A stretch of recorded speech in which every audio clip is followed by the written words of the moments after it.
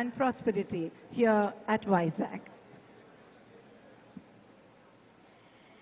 The 13 sectors of focus for the conversations at this summit over the next 2 days will be aerospace and defense, agriculture and food processing, automobiles and electronic vehicles, electronics and information technology, healthcare and medical equipment, industrial and logistical infrastructure, MSME and startups and innovation, petroleum and petrochemicals, pharmaceuticals and life sciences, renewable energy, skill development and education, textiles and apparel, tourism and hospitality. Now, in these conversations across sectors over the next 2 days, you will hear lived experiences, unbiased, well-validated commentary from sector experts on the steps that have been taken in real time by the government of Andhra Pradesh to promote sustainable growth in these sectors. As also communicated on the event website, we would like to take the opportunity at this event to showcase some of our strengths and how this has become an investor-friendly government. An enigmatic and creative laser act to showcase how potential meets progress, innovation meets industry, and how abundance meets prosperity in Advantage Andhra Pradesh. Ladies and gentlemen, the laser act. We request you all to please be seated and enjoy this wonderful act. Thank you.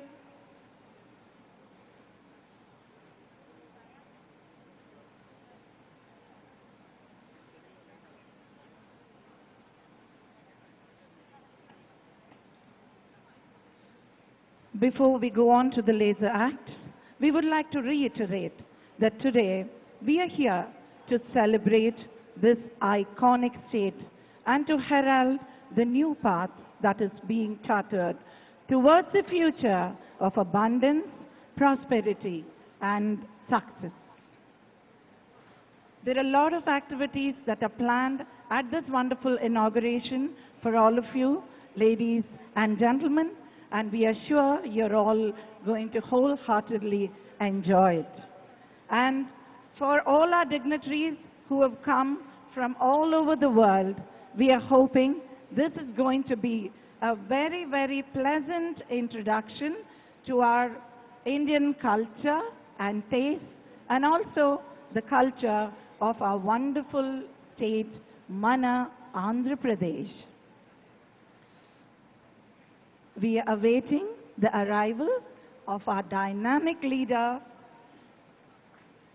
Honorable Chief Minister of Andhra Pradesh, who will be very happy to welcome you all, the people from all over our country, and also the people of Andhra Pradesh, and also particularly the dignitaries who have come all the way from all over the world. We are here to make it a wonderful, memorable, and a pleasant experience for one and all.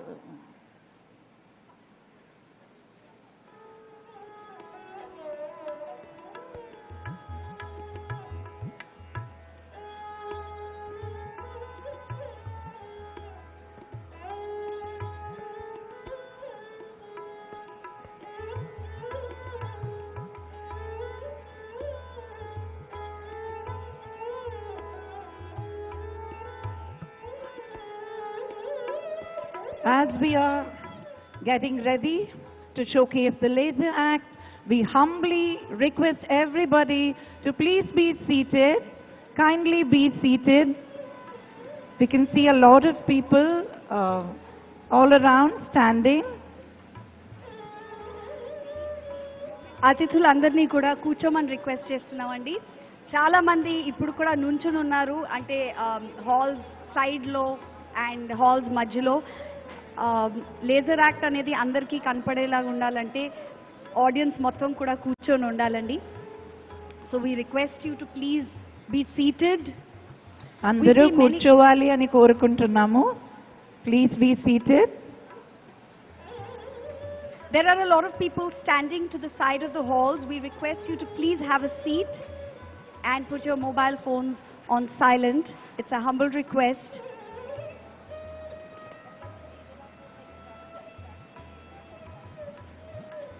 We are expecting the Honorable Chief Minister of Andhra Pradesh and other esteemed guests to join us at the venue any moment.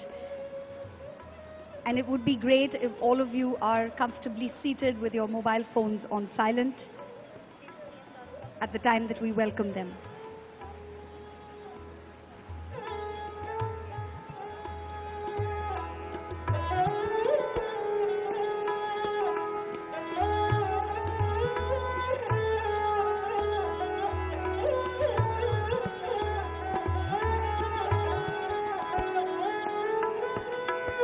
So the other thing I'll tell you while we have the time right now, as Apeksha Garu already listed, she listed several of these mouth-watering food items that are available in Andhra Pradesh.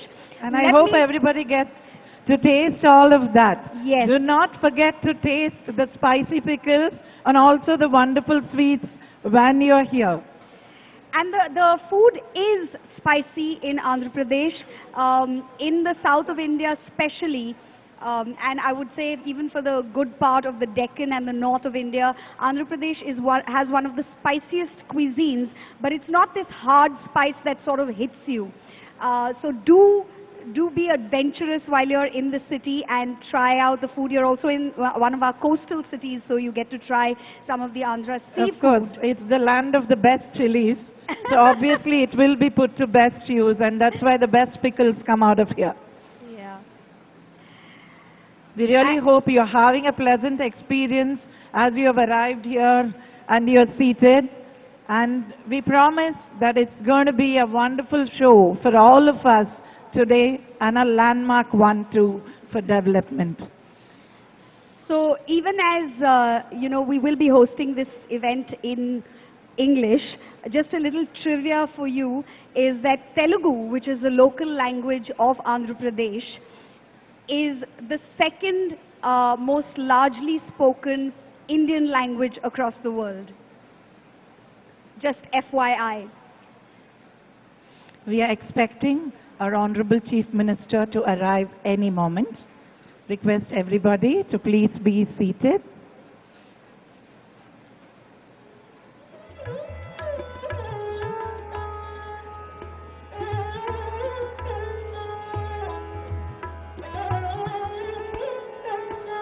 Vizag today is looking like a new bride with the arrival of dignitaries from all over the country and all over the world, and of course from Mana Andhra Pradesh.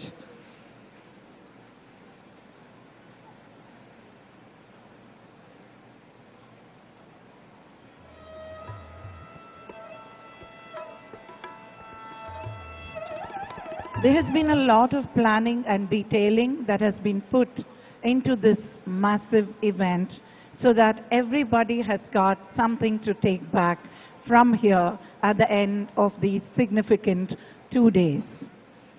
And we would definitely like to hear back from you about the experiences that you had in Vizag when you were here, especially from our international delegates. Also, as you might, when you have time, you might want to go shopping a little bit and take back some mementos for friends and family back home, especially those of you who are not from India, who've come from abroad. So some of the things that you can look at are handlooms. We have hand-woven fabrics in India, and Andhra Pradesh has some particularly unique kind of weaves because we also share a border with Orissa. So we have these mixed weaves that are both Telugu as well as Orissa weaves. Yes, of course. And we have these wooden handmade toys that are very, very, very unique. Kandapalli Bommas? Yes. Okay. And the filigree art of Orissa also has got, as Orissa and Andhra are very close, the filigree art is very famous, so that would interest you. Don't forget to take some of the weaves, some of the toys, and also some of the sweets and the spice from here. Spice meaning the pickles. And you do in fact get pickles in both vegetarian and non-vegetarian pickles. Ladies and gentlemen, please join us in welcoming the Honorable Chief Minister of Andhra Pradesh, Sri Y.S. Jagan Mohan Reddy Garu. Thank you, sir, for joining us, and thank you for ensuring the execution of this massive event, the Andhra Pradesh Global Investor Summit 2023. I request all of you to join me in a round of applause to welcome the Honorable Chief Minister of Andhra Pradesh. It is under his tenacious, determined vision that this event today has been possible. And thank you all for joining us. It's going to be a wonderful 2 days under the dynamic leadership of our wonderful Chief Minister, who always thinks of progress. And we are glad he's here, and now we are announcing the Laser Act.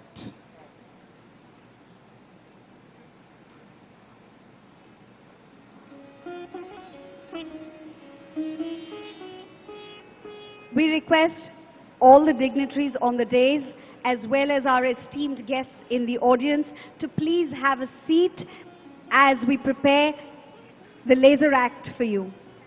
We request all the dignitaries on the dais, as well as all our audience, members in the audience, to please have a seat and put your mobile phones on silent. Please be seated and enjoy this wonderful show.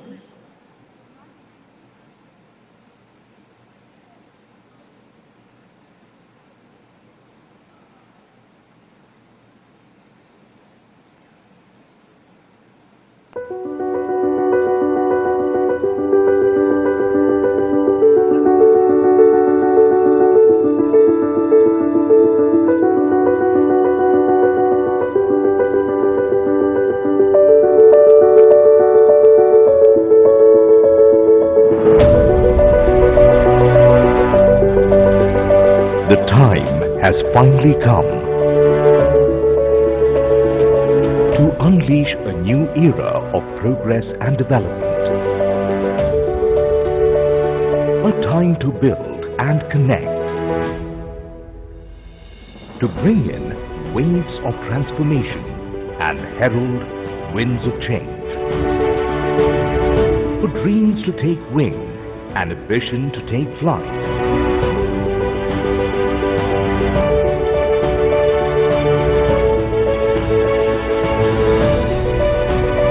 Here in Andhra Pradesh, where innovations meet industry, where potential meets progress, and abundance meets prosperity.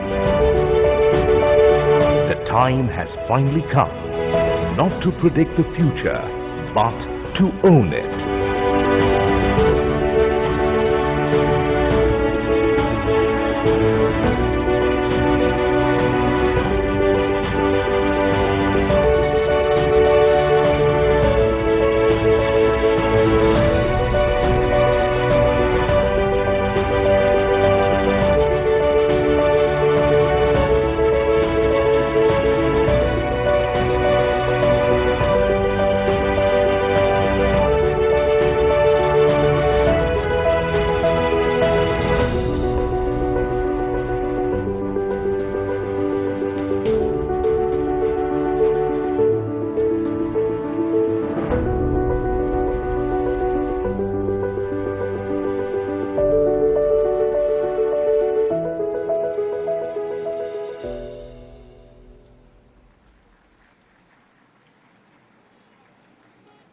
Wasn't that wonderful, ladies and gentlemen?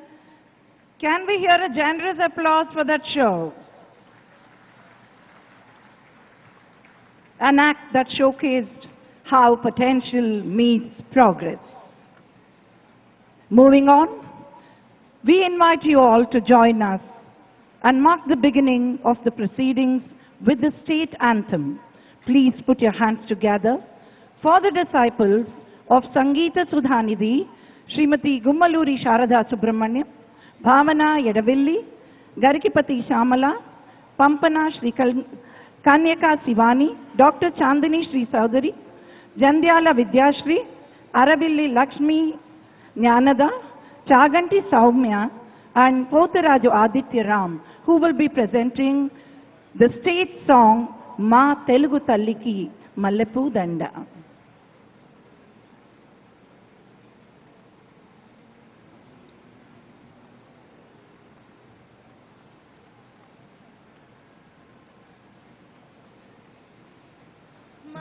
Telugu తల్లికి మల్లె పూదండ మా కన్న తల్లికి మంగళారతులు మా తెలుగు తల్లికి మల్లె పూదండ మా కన్న తల్లికి మంగళారతులు కడుపులో బంగారు కనుచూపులో కరుణ చిరునవ్వులో తిరులు తొలగించు మా తల్లి మా తెలుగు తల్లికి మల్లె పూదండ మా కన్న తల్లికి మంగళారతులు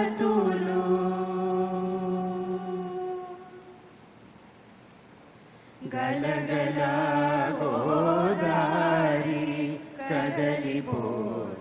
కదలిపోతుంటేను బిరబిరా కృష్ణమ్మ పరుగులిడుతుంటేను బంగారు పంటలే పండుతాయి మురిపాల ముత్యాలు దొరలుతాయి మా తెలుగు తల్లికి మల్లె పూదండ మా కన్న తల్లికి మంగళారతులు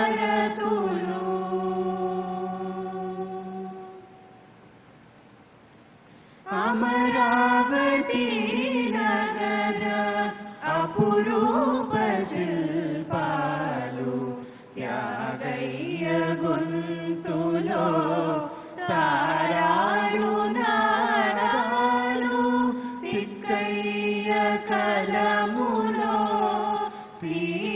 ప్రియందనాలు నిత్యమై నిఖిలమై నిలచి ఉండేదాకా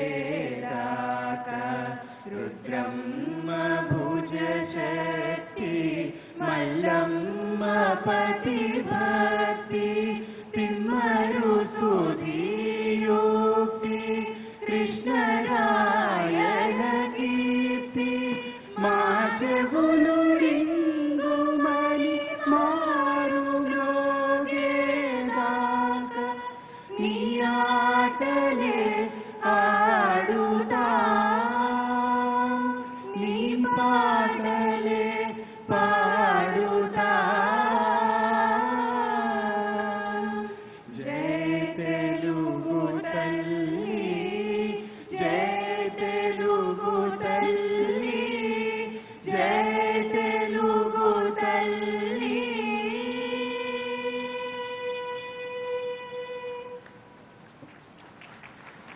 Wasn't that a beautiful mellifluous rendition of the song? Thank you so much to this group of classically trained singers.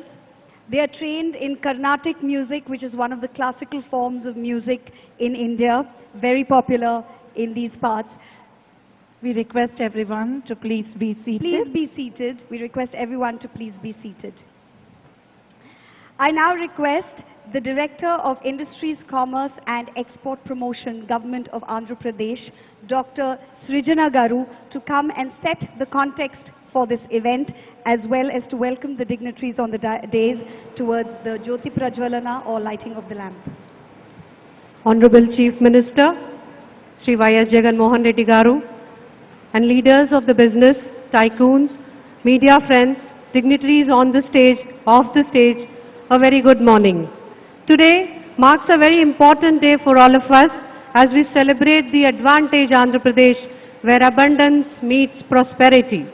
This Global Investor Summit happening in this beautiful city of Visakhapatnam is a witness and testimony to our state's industrial-centric policies and its ability to attract investment from across the globe. We as a nation strongly believe in Vasudhaika Kutumbam, that translates to world as one family. I am witnessing an epitome of that phrase here today as we have the diplomats, business delegates, industrialists from more than 20 plus countries gathered here to propel and be part of our growth story of Andhra Pradesh. In these 2 days, we are not only going to witness the abundant flow of investments, but are also going to learn from the keynote addresses of great and eminent leaders of the country and stalwarts of the business world, and importantly experience the soul of Andhra Pradesh. The State Pavilion showcases the caliber of the state in manufacturing, services, MSME and startup ecosystem. The spirit of Telugu-speaking people has always been entrepreneurial, and we have amongst us and off the dais such people. Apart from signing MOUs, we have discussions across 15 sectors. These are just among the few exciting activities, events in front of us these 2 days. But before proceeding any further, as part of our tradition and culture, for every good deed, we begin with the divine intervention of the Almighty God and seek the blessings by lighting of the lamp. It is my privilege to welcome all the dignitaries on the stage to please proceed for the lighting of the lamp. Thank you very much.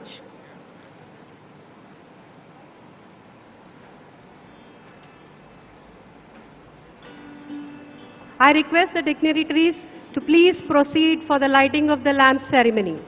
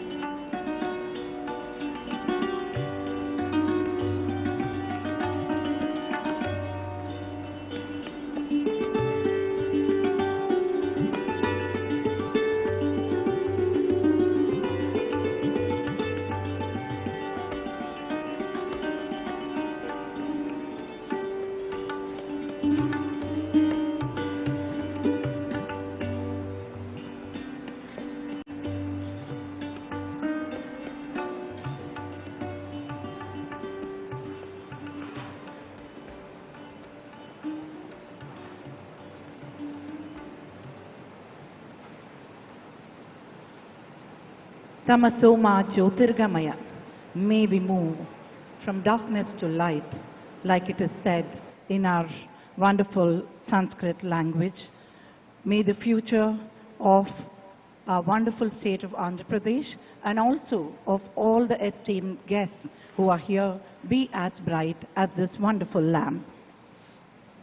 Thank you, Dr. Srijana Garu, for this auspicious start.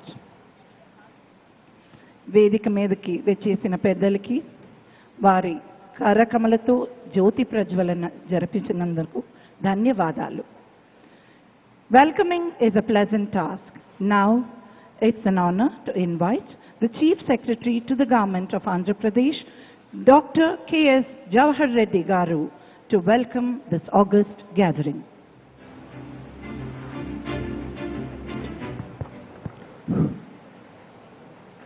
Honorable Chief Minister for Andhra Pradesh, Sree Vijaya Telugu Daily, Honorable Ministers from the state of Andhra Pradesh, top industries leaders of Indian industry and the representatives of Indian industry, ambassadors, high commissioners, deputy ambassadors, representatives of various foreign missions in India, officers and advisors from Government of India, Government of Andhra Pradesh, various dignitaries, friends from media, ladies and gentlemen.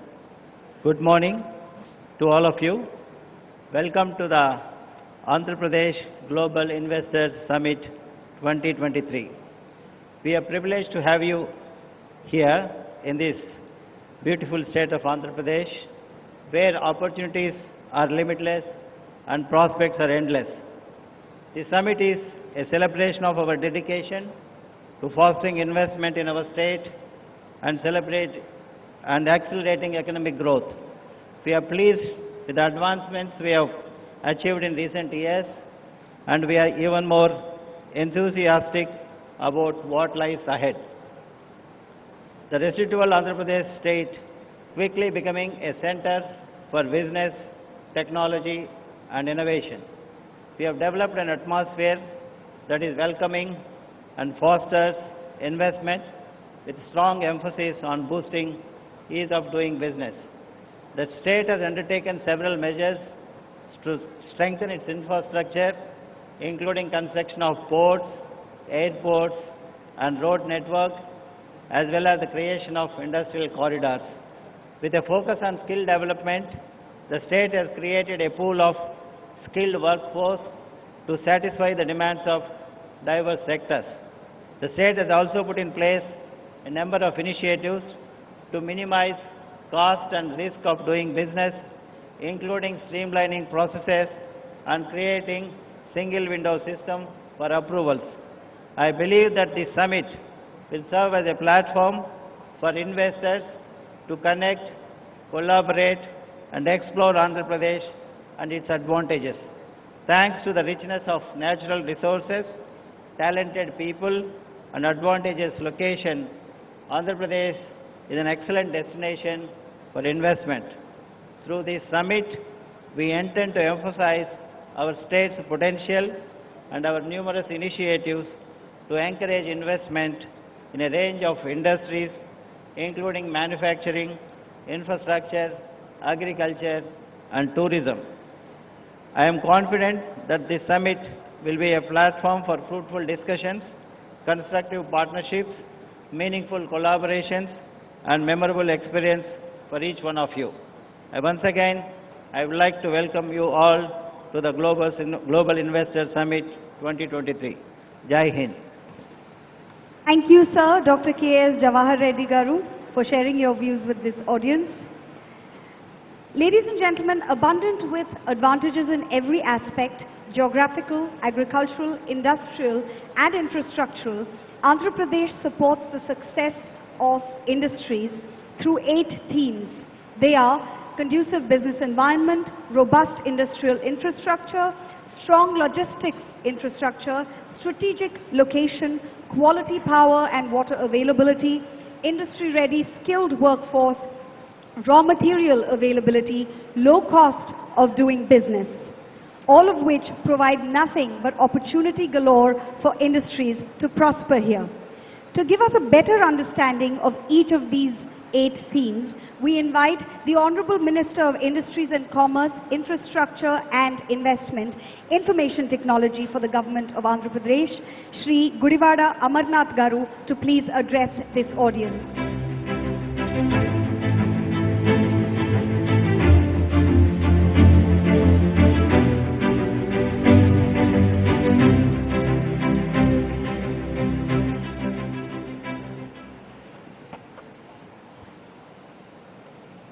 Honorable Chief Minister, Sree Vijaya Telugu Daily, distinguished business tycoons on the dais, respected ambassadors, Your Excellencies, country industry delegations, captains from the industry, industry associations, industry representatives assembled today from across India and Andhra Pradesh, friends from the media, ladies and gentlemen, a very good morning to all of you, and a warm welcome to our state of Andhra Pradesh and to our ever-bustling, ever-vibrant, ever-growing, the city of destiny, Visakhapatnam. As we have assembled today for the Andhra Pradesh Global Investors Summit 2023 in Visakhapatnam, you will get a chance to hear about the remarkable advantages of the state, the varied opportunities that the state holds for investors from all walks of life. It is a very proud moment to each of us in the state to witness the remarkable response to the summit from all of you. Being on stage today with the who's who of the industry, Indian industry, and seeing the packed plenary hall today and reflects the tremendous confidence that the business ecosystem has in the state of Andhra Pradesh, and also the leadership of our Honorable Chief Minister, the dynamic Y.S. Jagan Mohan Reddy Garu. Today, Andhra Pradesh is rapidly growing, progressing under his clear directions across all dimensions. Our Honorable Chief Minister has set a path for balanced regional development and sustainable economic growth inspired by the Navaratnalu, an elaborate model of governance comprising of a welfare and inclusive development-driven society. Our Honorable Chief Minister has ushered in a paradigm shift in governance in the state. His clear message for all of us has been to handhold entrepreneurs from conceptualization to commissioning to marketing their products. As a state, we are committed to reducing risks for industry and lowering costs for doing business, while providing a strong industrial ecosystem for all of you. The state of Andhra Pradesh is blessed with a government with complete political stability, with a strong political mandate. The governments can drive decisions which are not short-sighted, but aim at creating a wonderful future in the extended term. This kind of stability of government has provided the confidence that the industry requires to thrive in the state, focusing on long-term sustainable growth. The state's consistent number of ranking 1 in ease of doing business is clear reflection of this confidence shown by the industries in the state. Andhra Pradesh today offers a bouquet of opportunities of investors across the board. The state offers immense support to firms whether they are looking at taking advantage of global trade winds and investing in manufacturing of electronics, bulk drugs, textiles, whether they are large energy developers looking to tap into the huge potential of the state by building state-of-the-art energy storage systems or green hydrogen production plants. The state has always been home to technological savvy youth who are focusing on emerging technologies to solve today's problems or building state-of-the-art medical equipment that can save lives. Andhra Pradesh infrastructure has enabled creation of large clusters to develop petrochemical processing areas, pharmaceutical hubs, food processing clusters. Our strategic location helps transport goods both inward into the Indian hinterland or outward to East and Southeast Asia. Truly advantage Andhra Pradesh is an apt description of the state. Our state provides the leadership, stability, and talent to build for both domestic and global markets. Our state focuses on economic, social, cultural growth while setting sights on the long term. Combined with the ability to leverage natural strengths of our state, I strongly believe the Andhra Pradesh is one of the champion states to propel the Indian economy forward. Our government recognizes the importance of task at hand and is committed to delivering what we have promised to the people of Andhra Pradesh. Let me once again thank you for participating in Andhra Pradesh Global Investors Summit 2023 and explore the abundant opportunities available here.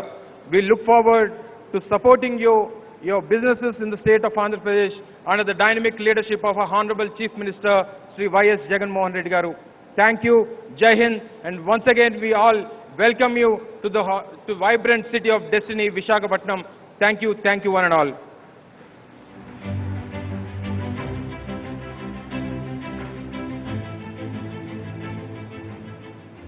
Thank you, Shri Amarnath Garu, for your captivating insights and observations. with US dollar 147.21 billion gross state domestic product in the year 2021-22, Andhra Pradesh has witnessed a global digit growth rate when the rest of the world grapples with economic uncertainty. How did the state manage to rise above the hard times is really wonderful to know. Now, it's an honor to invite our Honorable Minister of Finance and Planning, Commercial Taxes, Legislative Affairs and Skill Development and Training, Government of Andhra Pradesh, Honorable Sri Buggana Rajendranath Garu, to address the gathering. Welcome, sir. Honorable Chief Minister of Andhra Pradesh, Sree Vijaya Telugu Daily, Honorable Ministers, Parliament members, legislators, my colleague Minister, Sri Gudivada Amarnath Garu, Excellencies representing over 20 countries, industry leaders from leading business houses in the country, business delegations, industries assembled today from India and Andhra Pradesh, friends from the media, ladies and gentlemen, andariki kuda na hudayapuraka namaskaram. It's our honor to have your attendance today. Historically, business, commerce, trade, industry, they all have been established in various areas for various reasons and advantages.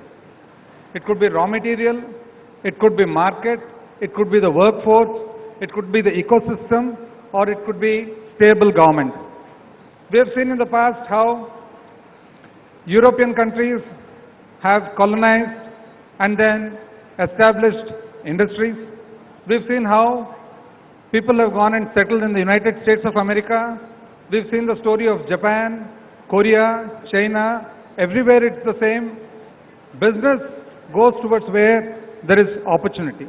Similarly in India, post-independence, a lot of industry has developed in certain states, in certain cities, all depending on the natural advantages that are available.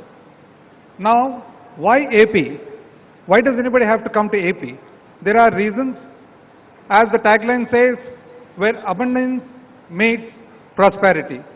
Here we have some natural advantages in the form of agricultural produce. We are first in second, third in most of the agricultural produce, be it fish, shrimp, be it horticulture crops, be it pulses, be it vegetables, be it milk, be it meat. We are first, second, third in most of the agricultural produce. We have a lovely ecosystem for establishment of automobile industry, pharmaceutical industry. We are also in the area of the niche, shipbuilding. We have certain advantages in the form of logistics where ports and port-led connectivity is available in abundance. Inland waterways are being created. We have proximity to the cities of Chennai, Bangalore, Hyderabad. We have an excellent workforce with a beautiful demography. We have wonderful skill development centers and skilling activity taking place. And most of all, we have abundant and maybe the best in renewable energy. And we are very progressive. The amount of progressive nature that is there in Andhra Pradesh is actually visible in the form of government correspondence. Probably we are the only state where government correspondence is done in the English language. And most of all, we have a very stable government and a dynamic chief minister who understands business and industry. And here we have Vizag, where the summit is being held, a beautiful city. All of us appreciate the beauty of Vizag. We have the strength in the form of a cosmopolitan nature which is available in very few cities in the country. Similar to Delhi, similar to Mumbai, similar to Bangalore and Hyderabad, we have Vizag, where the entire population consists of settlers from all over the country at some point of time. A wonderful place to have our IT-enabled services and financial services. Andhra Pradesh, we have actually moved over from EODB. We've been number one in the ease of doing business for about 3 years consecutively. Now we are concentrating on the cost of doing business.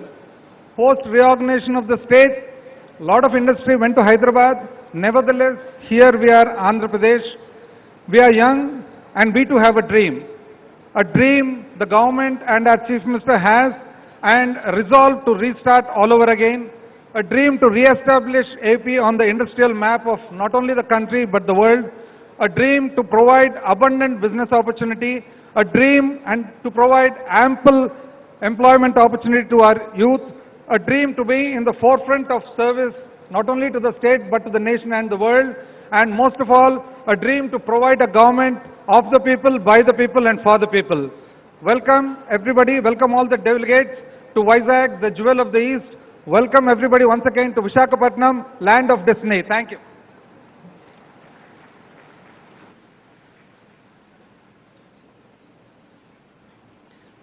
Dhanyavadalu Sri Rajendranath Garu.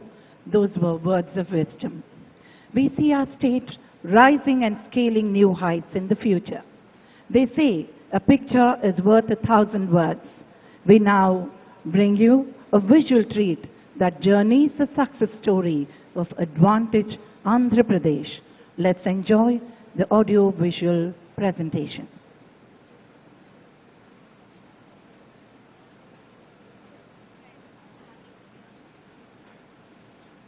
Gateway to Southeast Asia, 974-kilometer long coastline, robust industrial infrastructure, 3 industrial corridors, 6 ports, 6 airports, diverse industrial base, industry-ready skilled workforce, plug-and-play facilities for industries.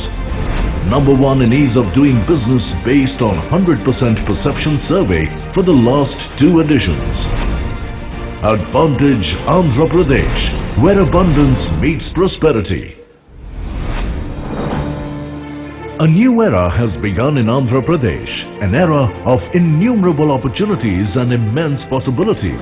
Dedicated efforts of the visionary Chief Minister Honorable Sree Vijaya Reddy have carved a new identity for the state by measuring up to all parameters of development, trade and investment. The performance stands testimony to our belief that right infrastructure and enabling policies, these two are very, very important. Andhra Pradesh is powering its development through the available land, water, forest and mineral resources. The state registered the highest GSDP growth rate of 11.43% during the 2021-22 financial year, higher than the country's GDP growth rate. The Andhra Pradesh government has identified 13 focus sectors for attracting sector-specific investment opportunities.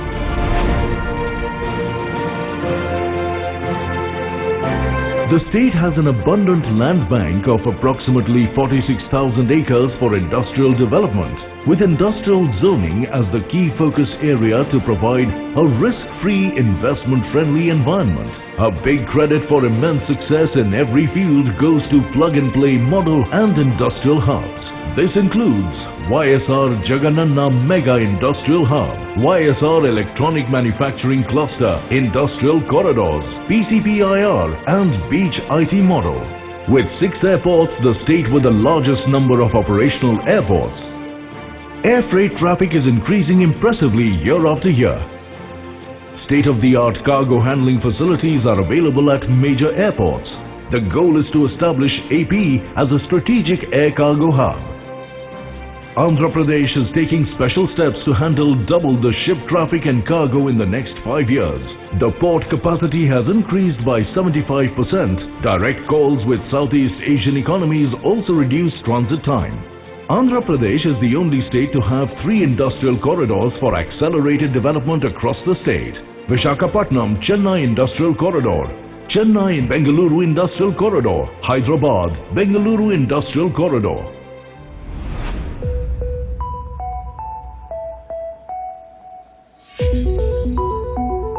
Steadily working towards its mission of a decarbonized economy, Andhra Pradesh is now home to 4 solar energy parks.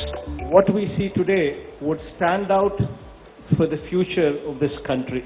In fact, what Andhra Pradesh today is showcasing will be the triggering point for this entire country to follow in the days to come, when the usage of fossil fuels would take a back seat and renewable energy would take a front row seat.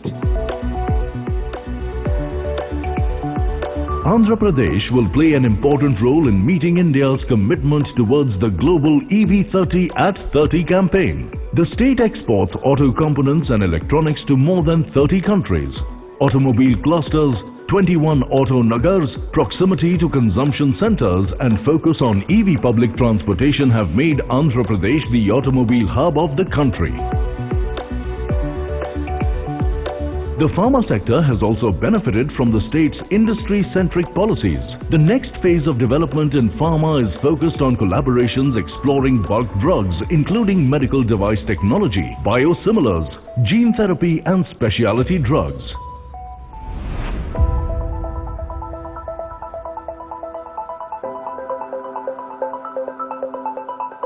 Andhra Pradesh's excellence in the electronics and IT sector is well known. Andhra Pradesh is an ideal choice for global conglomerates to invest in the electronics sector and cater to the ever-increasing global demand.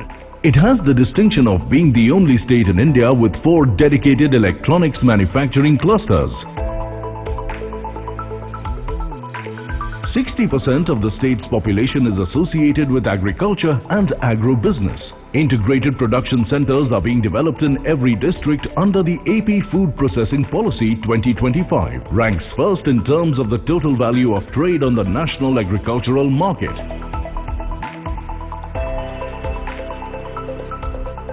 Andhra Pradesh is one of the 4 states in the country to have a 640 square kilometer petroleum, chemicals and petrochemicals investment region, PCPIR, recognized by the Government of India.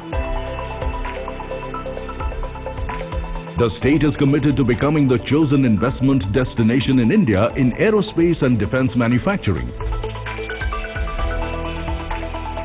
Andhra Pradesh is working on creating a transformational and affordable model for healthcare in the state. Andhra Pradesh MedTech Zone has the distinction of being India's first manufacturing hub for medical devices.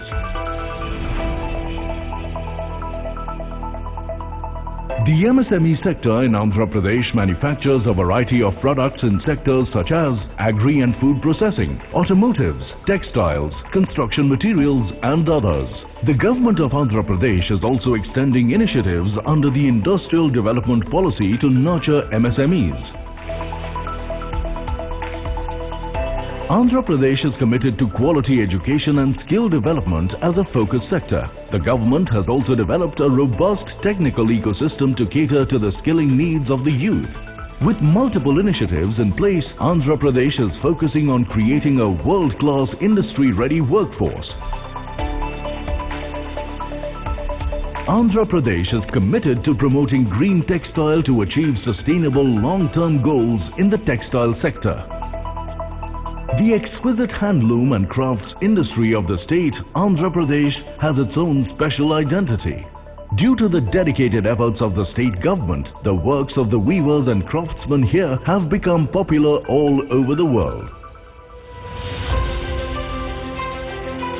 The state is one of the preferred tourism destinations in India. The state government provides multiple opportunities for developing tourism projects and related services to cater to the state's vast potential and avenues. The growth story of Andhra Pradesh speaks volumes about the dedicated efforts and commitment of the Honorable Chief Minister to take the state to new heights. Like-minded companies from all over the globe to come over to set up their shop in India, and especially in Andhra Pradesh. Come, join us on this exciting journey of technological innovations, profitable business and sustainable development. Advantage Andhra Pradesh, where abundance meets prosperity.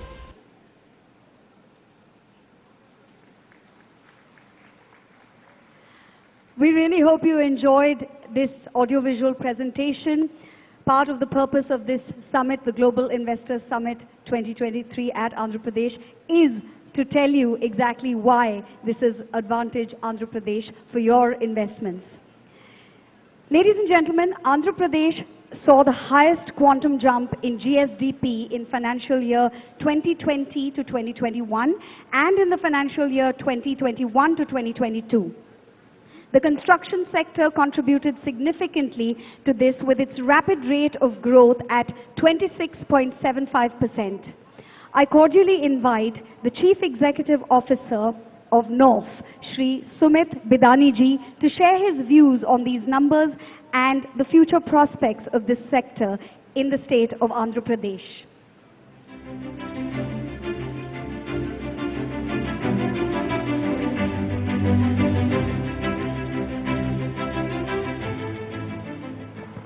Good morning, everyone.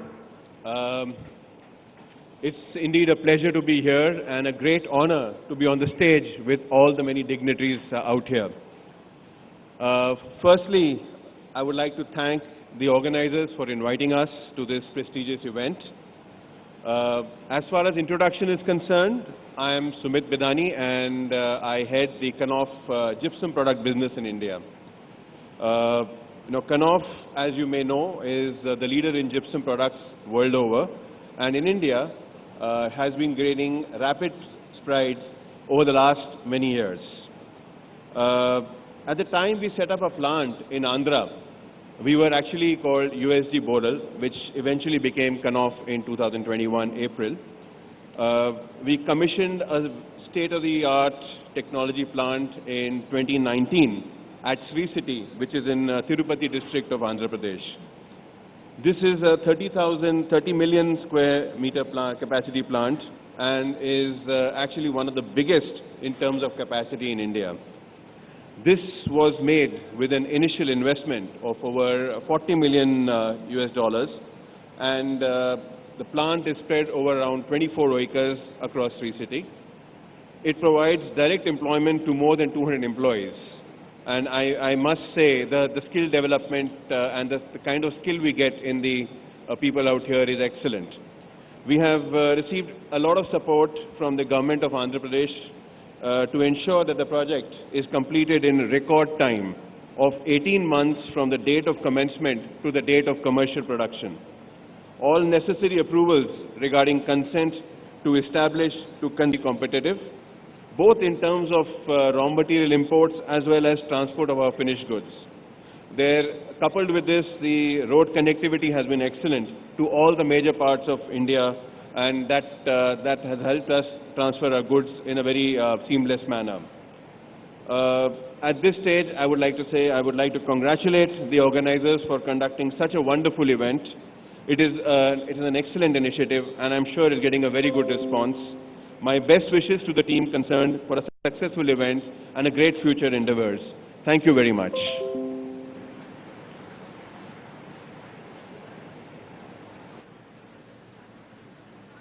Dhanyavad Sree Bidaniji for sharing your Krishnapatnam.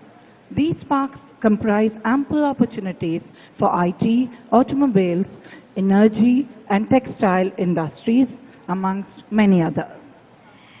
As a lover and wearer of handlooms, particularly weaves of the state of Andhra Pradesh, it gives me special joy to share that the state is committed to promoting green textiles towards long-term sustainable growth.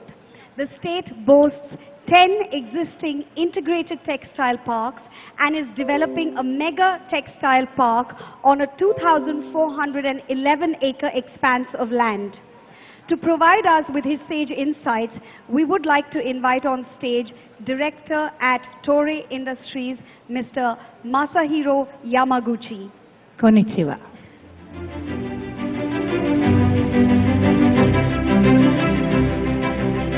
On behalf of Toray India, I, Masahiro Yamaguchi, warmly thank Honorable Chief Minister Sree Vijaya Mohan Reddy Ji, Government of Andhra Pradesh officials, Indian and foreign invitees, guests.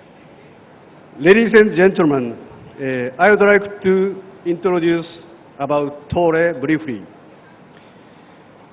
Toray was established in Japan 1926. A public listed company with annual revenue of 20.8 billion US dollars. It's 48,000 employees operating out of 29 countries. We research, develop, manufacture, and sell premier advanced raw materials and products in multiple countries and regions.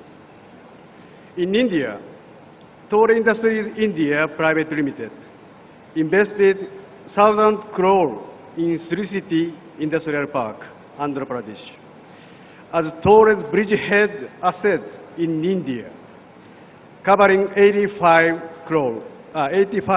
acres. In the first phase of investment, we started production of 2 plants, engineering plastics and PP spunbond, since 2019. In second phase, we are investing another 200 crores for air filter media production line as our third business unit, and doubling the capacity of engineering plastic plant. Both will be operation in this year. Because of our products are created by our core technologies of organic synthetic chemistry, bio and nanotechnologies, and polymer chemistry, uninterrupted constant voltage power supply is essential for high quality, stable production. This is one of the key criteria for selecting Sree City and Andhra Pradesh. And for that, AP Transco approved 132 kV dedicated line to our factory. And APSPDCL cooperatively provided electric supply in times for our production. Thanks to this stable power supply and the infrastructure at Sree City, and industrial development policy driven by Andhra Pradesh government, Tore shall expand our business activity in Sree City, Andhra Pradesh, in times to come. In conclusion, I will share that materials change our lives. ありがとうございました。Thank you so much. Thank you very much, Yamaguchi-san, for your invaluable insight. Our next speaker on the automotive industry in Andhra Pradesh, I request the Chief Administrative Officer of Kia India, Mr. Kap Dong Lee, to address this gathering.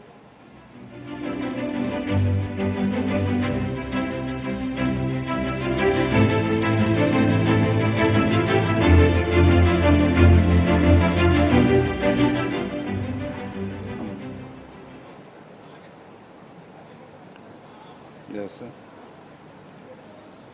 Good morning, Sree Vijaya Telugu Daily, Honorable Chief Minister of Andhra Pradesh, Honorable Cabinet Minister of Government of India and Government of Andhra Pradesh, all government officials, fellow delegates from industry community, prospective investors and media friends. It's my immense pleasure to meet all of you today here on this occasion of Global Investor Summit 2023, vendors in the state of Andhra Pradesh. Kia received a lot of support from the government of Andhra Pradesh continuously since its inception in 2017.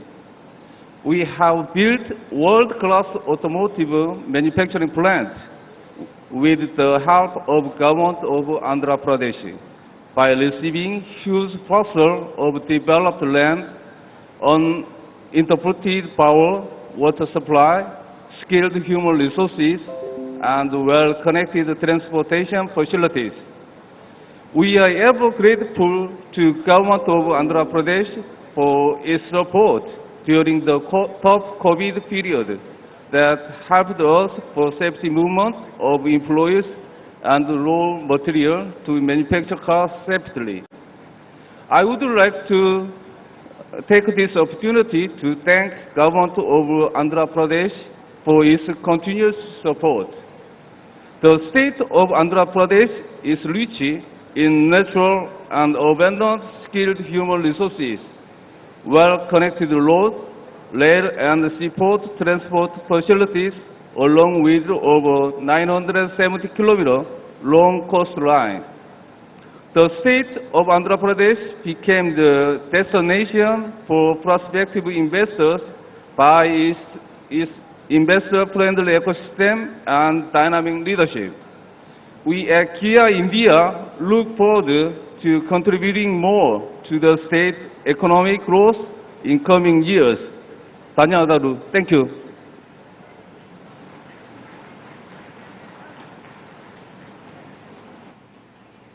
Thank you, sir, for your wonderful words.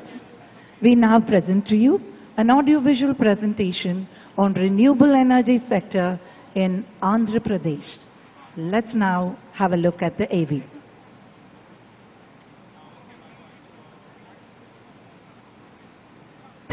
Generating 9 gigawatts of renewable power. 30 gigawatts of solar power projects in the pipeline. Preparing to add 44 gigawatts of wind power to existing capacity. Offering highly attractive investment opportunities in non-conventional energy. Andhra Pradesh, the state that drives India's sustainable energy growth.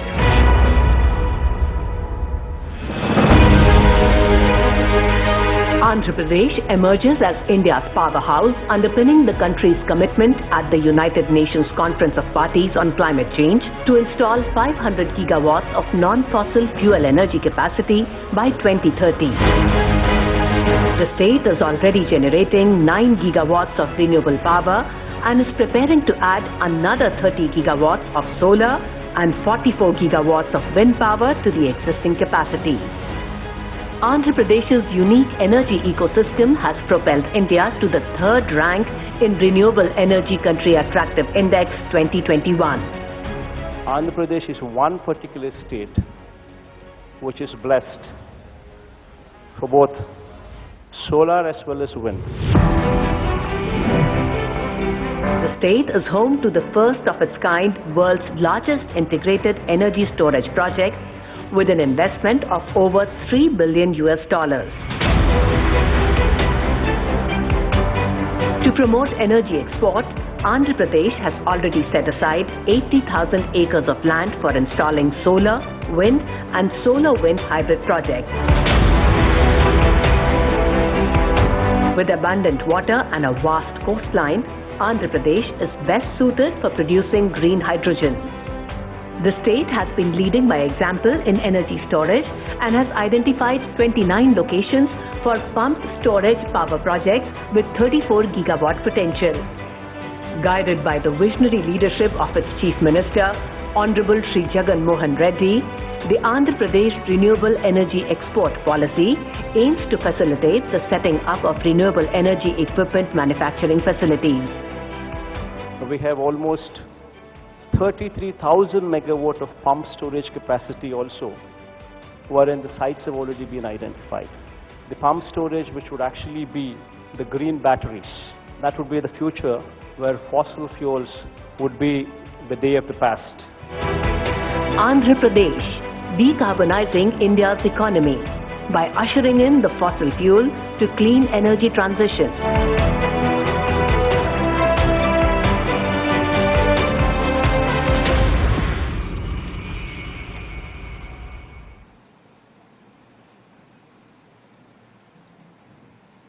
With the increase in meditourism and the industry as a whole, Indian healthcare is expected to grow. Our next speaker helms one of the market-leading brands in this sector, and she is here to speak to us. Please welcome the Vice Chairperson of Apollo Hospitals, Srimati Preeta Reddy.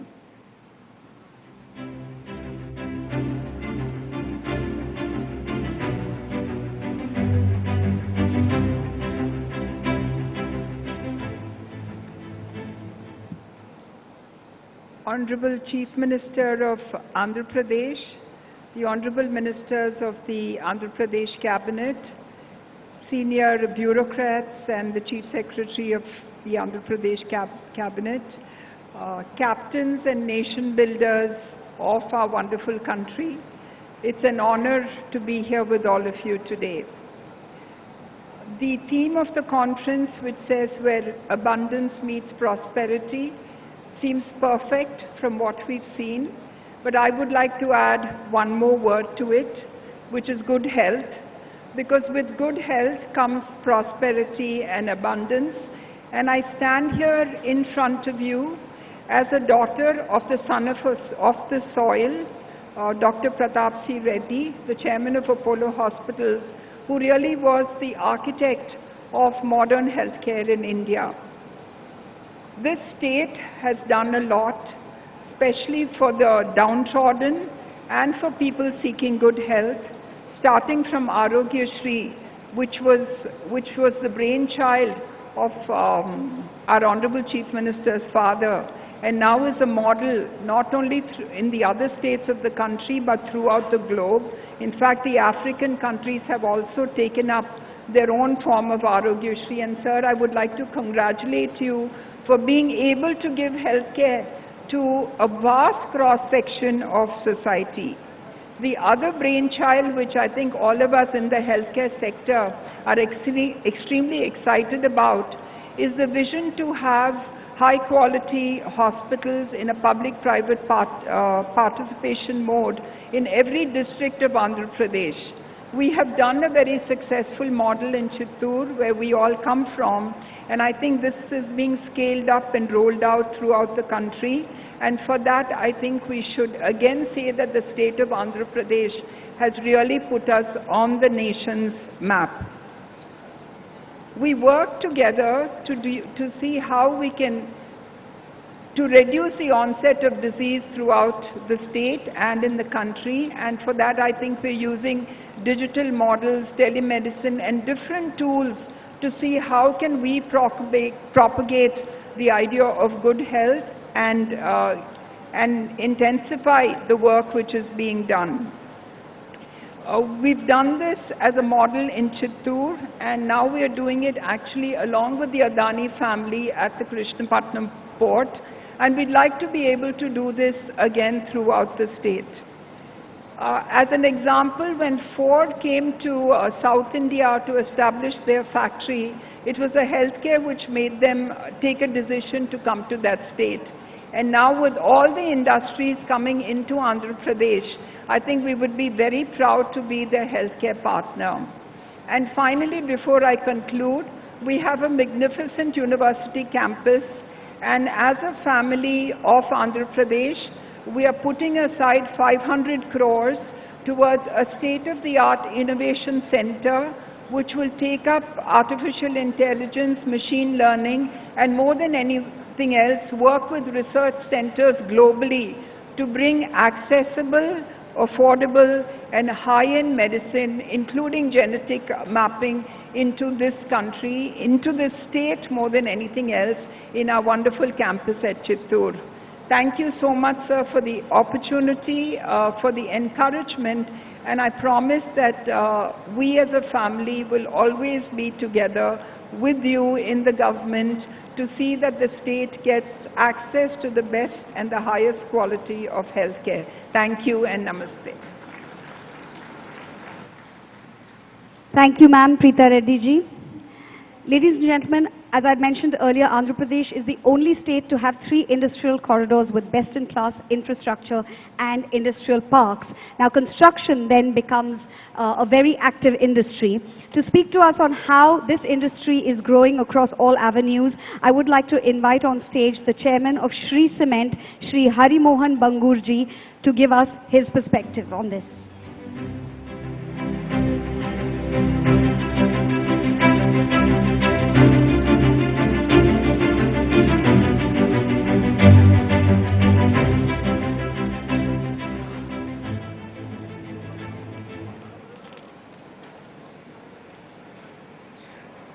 Honorable Chief Minister of Andhra Pradesh, Sri Jagan Reddy ji, officials of the Government of Andhra Pradesh, respected members of the media, my fellow delegates, ladies and gentlemen.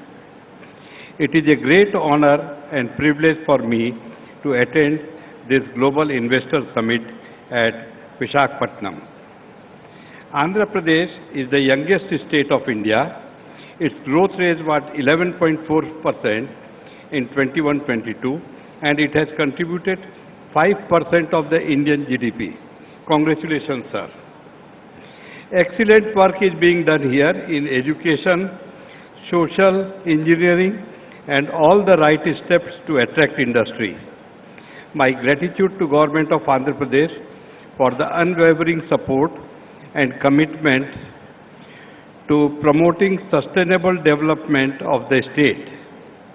With the excellent infrastructure of the state, skilled workforce and business-friendly policies under the dynamic leadership of our Honorable Chief Minister, Andhra Pradesh has become one of the most preferred destinations for the industry. Sree Cement is one of the largest cement manufacturers of the country with a capacity of around 50 million tons. Our focus is in improving our environmental performance and developing neighboring communities. We take pride in the fact that our continued focus is on creating plants and facilities that tirelessly work to deliver the highest scores of lowering carbon footprints. Very proud to say that Sree Cement has been continuously recognized as the best place to work. Our share of green power now stands at 55% of total power consumed. It is highest in the industry.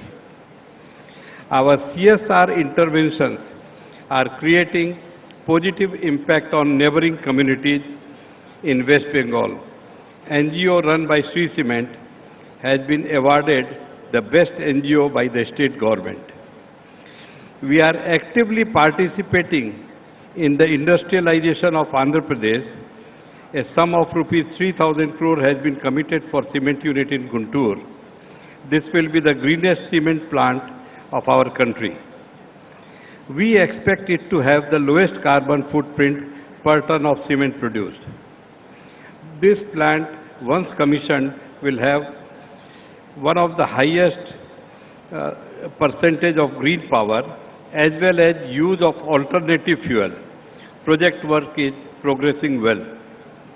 Furthermore, we are exploring to invest another rupees 5,000 crore in Andhra Pradesh.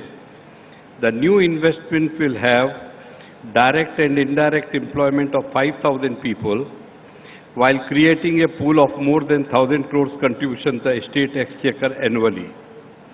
We are sure that with the recent trend, demand for all products in Andhra Pradesh will have higher growth rate than the rest of India. I am very confident that under the leadership of Honorable Chief Minister, we should be able to make bigger investment in the state. In the end, I would again like to thank Honorable Chief Minister Sri Jagan Mohan Reddy ji and Government of Andhra Pradesh for organizing this investor summit. Thank you.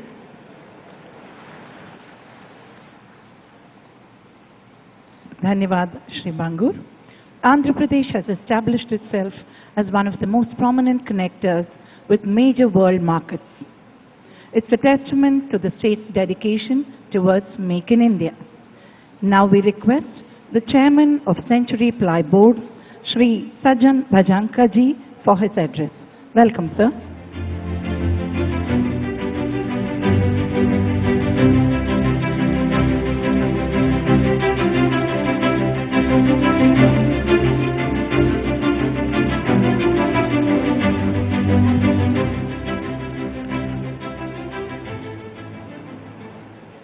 Honorable CM Andhra Pradesh Sri Jagan Mohan Reddy ji, luminaries of Indian industry and trade, all the dignitaries on the dais, ladies and gentlemen.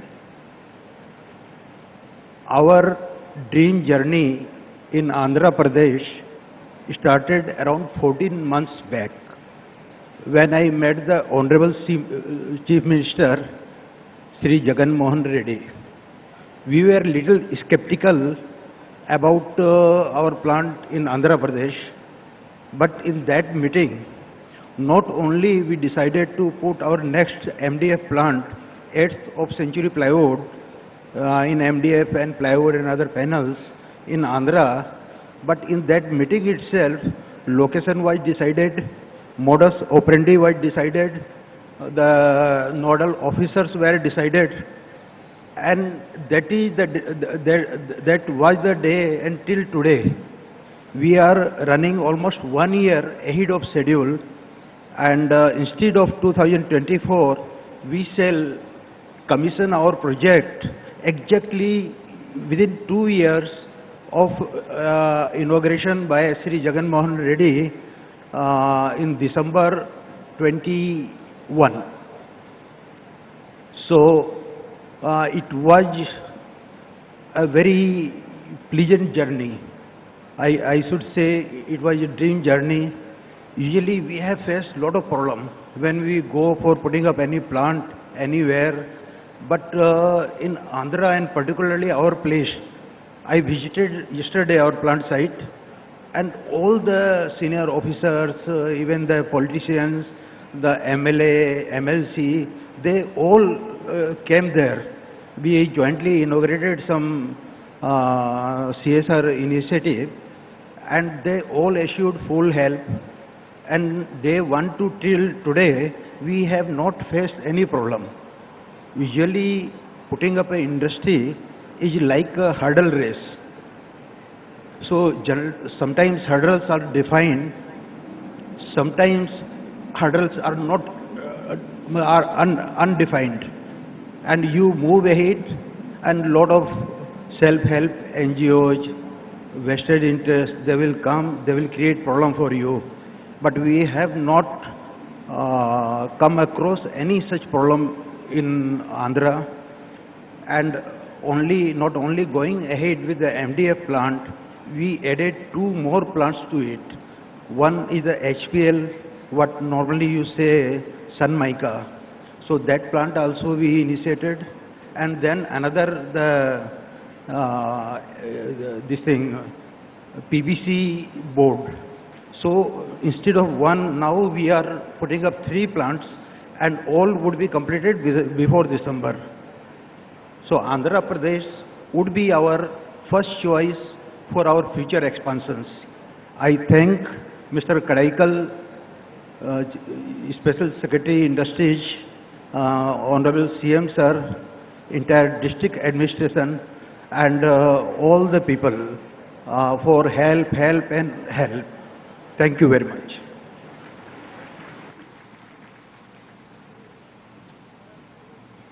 Thank you, sir, Sri Bhajanka ji.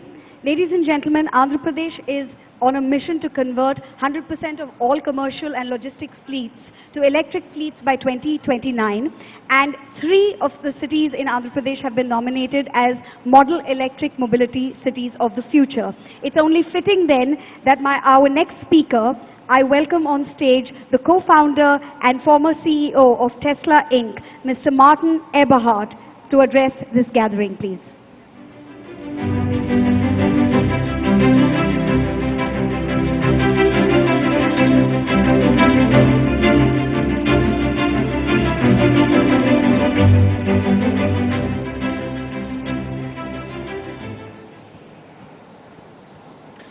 Good morning, honorable ministers, esteemed business leaders, and everyone in the audience.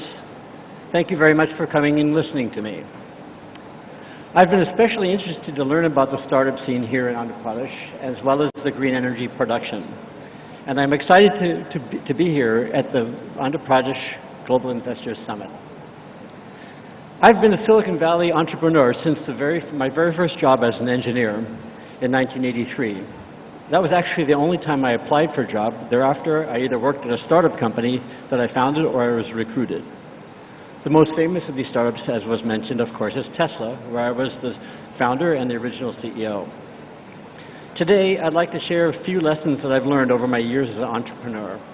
Hopefully, you'll find some of these lessons to be relevant here in Andhra Pradesh, particularly to those of you involved in startup companies, either as entrepreneurs or as investors. My first startup company developed high-resolution graphics terminals, something that was technically interesting but not particularly relevant. My next startup company was the first company making e-books. This was also interesting, but otherwise not relevant. It was my third startup company that started a revolution. It seems unimaginable now, but in year 2000, when I started thinking about Tesla, nobody in the world was making electric cars. No established car companies, no startup companies, and most people didn't think electric cars were even possible. Tesla proves them wrong and shows that the future of automobiles is absolutely electric. Today, every legacy car company in the world knows that their future is with electric cars, and there is a rich ecosystem of EV startup companies around the world. The real problem that I saw in 2002 was climate change caused by fossil fuel consumption.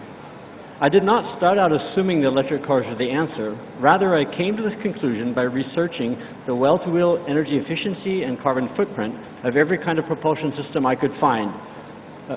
Everything from petrol, diesel, hydrogen, natural gas, propane, electricity, and more. Somewhat to my surprise, the math proved that electric vehicles were by far the best choice. This was the beginning of Tesla. Starting a car company in 2002 was absolutely crazy. No new car company had ever succeeded in my lifetime. Because it was such a crazy idea, it was at first impossible to hire anyone with automotive experience.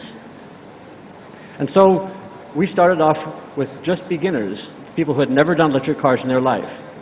I think if I had known how difficult it was to start an electric car company, I might not have done it.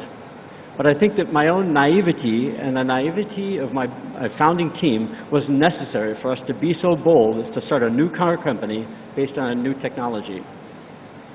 We had to learn about automotive safety standards and crash testing. We had to learn about automotive suppliers, learning that suppliers generally were not interested in supplying to a small startup company in California. We had to discover the inherent safety issues with lithium-ion batteries and learn how to solve them. We had to figure out how to manufacture, deliver, and service cars.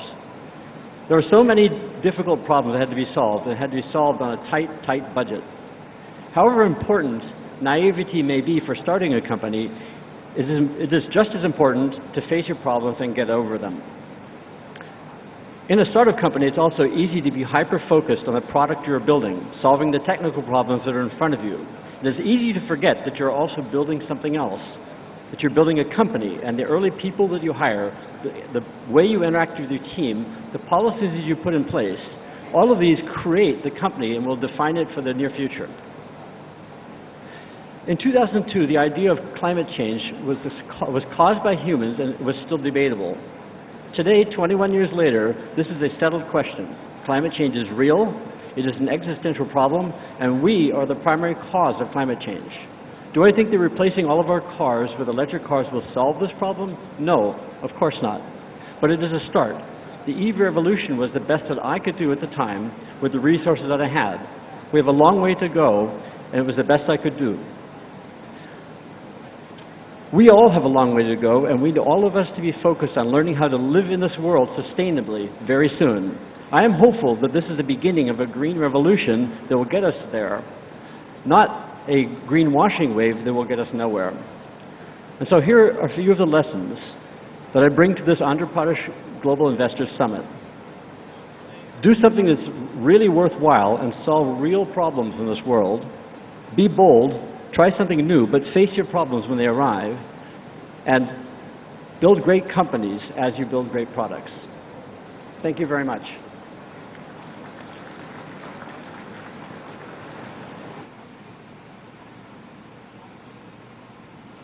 Thank you, Mr. Eberhard, for your wonderful words.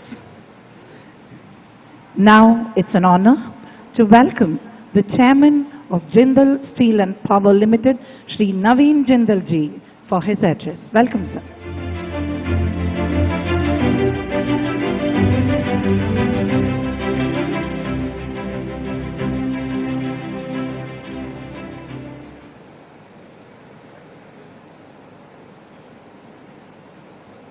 Mr. Jagan Mohan Reddy, the young and dynamic Chief Minister of Andhra Pradesh, who I had the honor to serve in the Parliament for 5 years. I'm really happy to be here today. Mr. Krishna Reddy, Honorable Union Minister of Culture, Shri Gudivada Amarnath, Honorable Minister of Industries, Andhra Pradesh, Honorable Minister Shri Rajendra Nath Reddy, my friend, Honorable Member Parliament, Mr. Bala Shauri, all the Honorable Ministers, Members of Parliament, MLAs, People's Representatives,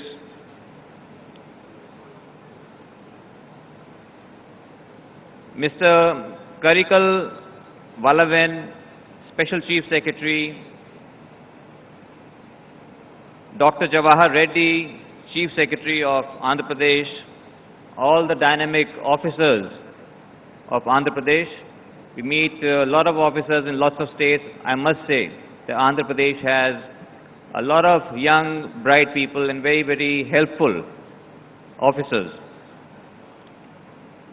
India's leading industrialist that we are all very proud of, Mr. Mukesh Ambani, Srimati Preetha Reddy, Shri Hari Mohan Bangad, Mr. G.M. Rao, Dr. Krishna Ella, my friend Puneet Dalmia, Arjun Oberoi, young and dynamic Karan Adani, I think he must be the youngest person on the dais, all the captains of industry on the dais, off the dais, friends from electronic and print media, ladies and gentlemen, Andariki Namaskaram. We are honored to be here at the Andhra Pradesh Global Investor Summit 2023. Andhra Pradesh is the holy land of Lord Venkateshwara Swami. I'm sure when we're holding this summit here, we will have Lord Venkateshwara's blessings to make this event a grand success. We are pleased to share our positive experience of working in Andhra Pradesh for last many years. We see it as a potential industry hub of the future. Andhra Pradesh is renowned for its excellent infrastructure, large manufacturing base, talented youth, and a very business-friendly environment. We, on behalf of Jindal Steel and Power, express our gratitude to the state government for its visionary leadership and progressive policies that have attracted a lot of investment. The single window clearance policy and the industrial development policy 2023 have created an investor-friendly ecosystem, making it easier to set up and operate industries here. We are delighted to share that just recently we took over Simapuri Energy, which is a 600 megawatt power plant, and you'll be happy to know that we have already started one unit of 150 megawatt, another unit we are going to start this week, and then by April, the entire 600 megawatt would be commissioned and serving the country's need of energy. Further, to increase our investments in the state, we are working on setting up a 3 million ton steel plant near Krishnapatnam, and by investing more than 10,000 crores, and more than 10,000 people are going to be getting employment here directly and indirectly. And today we are also going to be signing a MOU to that effect. Friends, we are very fortunate that we have a very young and dynamic Chief Minister in Mr. Jagan Mohan Reddy. Andhra Pradesh is very strategically located. It has abundant natural resources, skilled workforce. All these factors make it a very attractive destination for investment. As investors, we are committed to partnering with the state to realize the true potential of Andhra Pradesh. My elder brother, Mr. Sajan Jindal, chairman of JSW Group, he was supposed to come here today because JSW is investing in a very large way in the state of Andhra Pradesh. He was unfortunately not well, so he has entrusted me to come and speak on his behalf also. So I would just like to say on his behalf that he asked me to convey his sincere gratitude and good wishes on the behalf of entire JSW Group on this forum. JSW Group is very grateful to the Chief Minister and his team for unwavering support and commitment to driving growth in the state. And as a result, Andhra Pradesh has the highest GDP growth rate in the country, higher than any other state in the country, and I think the government needs a big applause for that. Let's give them a big applause. JSW Group has made significant commitment to the district of Kadapa, where only recently, just last month, the groundbreaking ceremony has happened for setting up a steel plant. This steel plant is the dream project of our Honorable Chief Minister. And I can assure you, sir, that there cannot be anybody better for setting up a steel plant than my brother, Mr. Sajan Jindal. Sajan Bhaiya will do an amazing job. He is going to set up a state-of-the-art steel plant. JSW is also signing MOU with the state government for investing in renewable energy across solar, hydro and wind, as well expanding its cement capacity in the state. The group is also investing in a port and building a slurry pipeline and a MSME park. The projects being built in Andhra Pradesh shall be world-class and will be the benchmark of excellence. JSW Group and JSP, Jindal Steel and Power, remain committed to partnering with Andhra Pradesh in its growth story. In conclusion, we reiterate that JSP and JSW Group remain committed to being a partner of Andhra Pradesh, and we are honored to be part of this journey. We wish this summit a great success. Thank you. Jai Hind.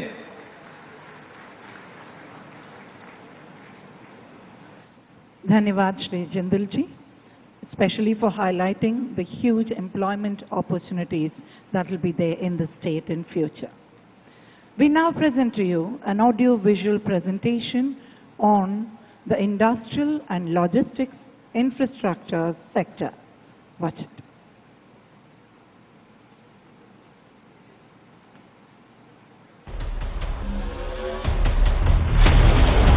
Andhra Pradesh is pioneering the model of infrastructure and corridor-led industrial development.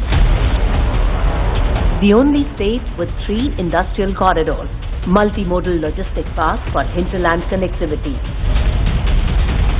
Andhra Pradesh, building a better India. Andhra Pradesh leads the way in developing industrial infrastructure.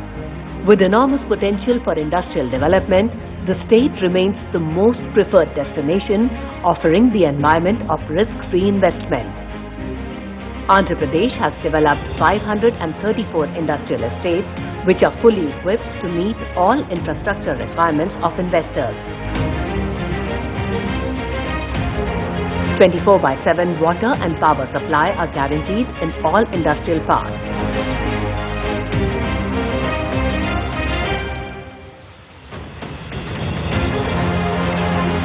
Andhra Pradesh is supported by robust industrial and logistics infrastructure with home to 3 industrial corridors: Visakhapatnam-Chennai Industrial Corridor, Chennai-Bangalore Industrial Corridor, and Hyderabad-Bangalore Industrial Corridor.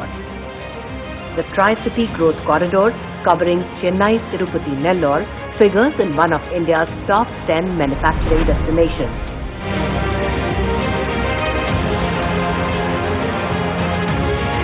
Multimodal logistics parks are coming up at Visakhapatnam and Anantapur. The state currently has 6 existing ports and 4 upcoming greenfield ports in Ramayapatnam, Machilipatnam, Bhavanapadu and Kakinada. The state consistently ranks in the top 3 in terms of cargo traffic handled at the port.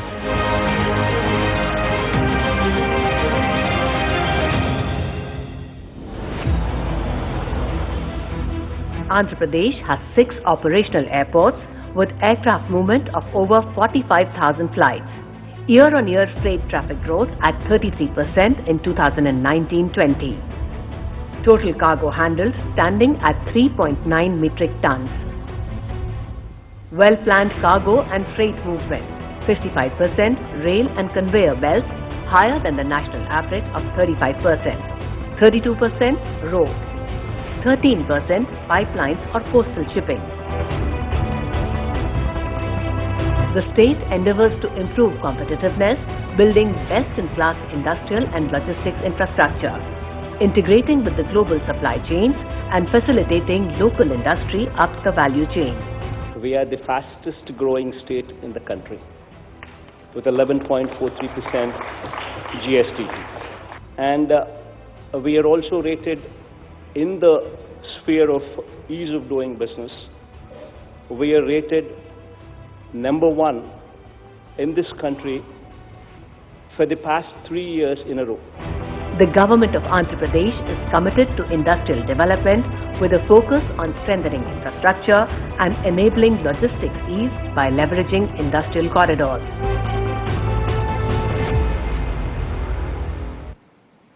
The fastest growing state in the country, 3 industrial corridors running through the state lines and a gorgeous 974-kilometer coastline. If that isn't an advantage, what is? Ladies and gentlemen, as per the LEADS Report 2022, LEADS LEADS Report 2022, Andhra Pradesh was a top achiever in logistics ease in comparison with other states in India. To elaborate further on this, I would like to invite the chairman of GMR Group, Sree G.M. Rao Garu, to give his address to this audience. Please.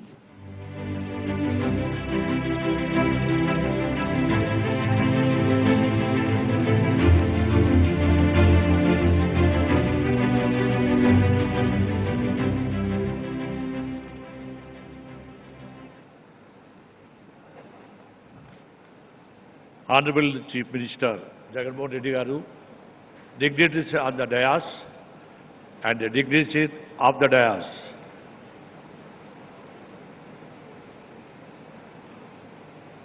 I heartily welcome all of you to my home state. It is a really pleasure for me to participate in today's the Global Investor Summit.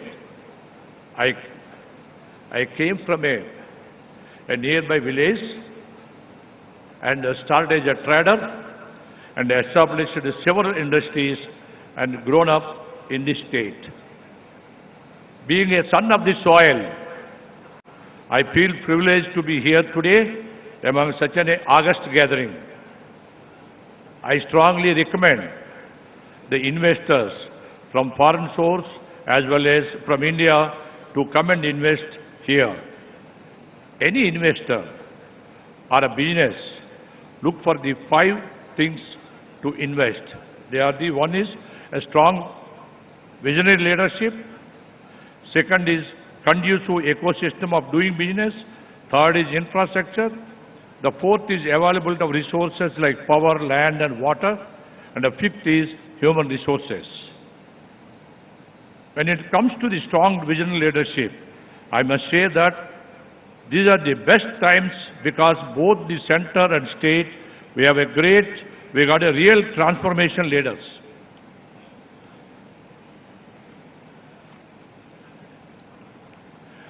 Our beloved visionary Prime Minister, Sri Narendra Modi ji, creating a new India. In the last 9 years, he has fundamentally transformed our country on the path of become superpower. According to me, India, the largest democracy in the world, is witnessing the most unprecedented transformation in the history of the free world through digitization. One can pick up any data, statistics, whether it is FDI, number of startups, unicorns, number of internet users, number of working hands, almost all the investment and the produce statistics, India will be top the ranks. And the beauty is that it is an inclusive growth.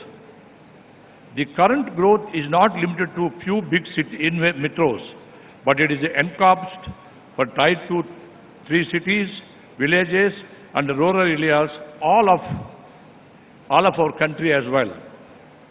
Similarly, Andhra Pradesh state, under the visionary leadership of our Chief Minister, Sree Jagan Reddy Garu, is being transformed as the most progressive and forward-looking state in our country. The testimony of which are the facts that the state is ranked #1 among all states in the country. And also, now we are witnessing the double-digit growth consistently.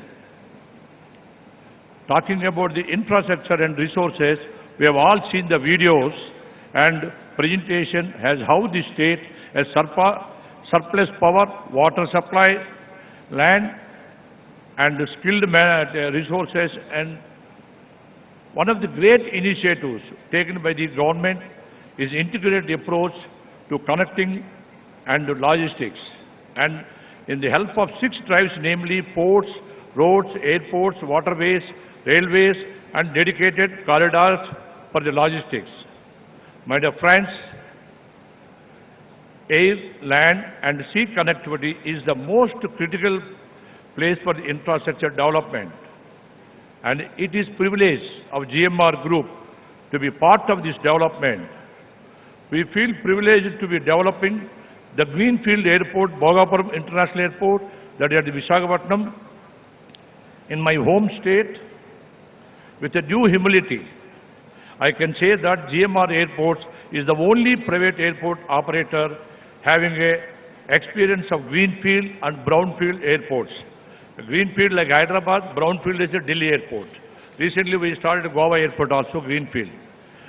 We will be developing the Bhogapuram Airport with a phase 1 serving 6 million passengers and ultimate capacity of 40 million passengers.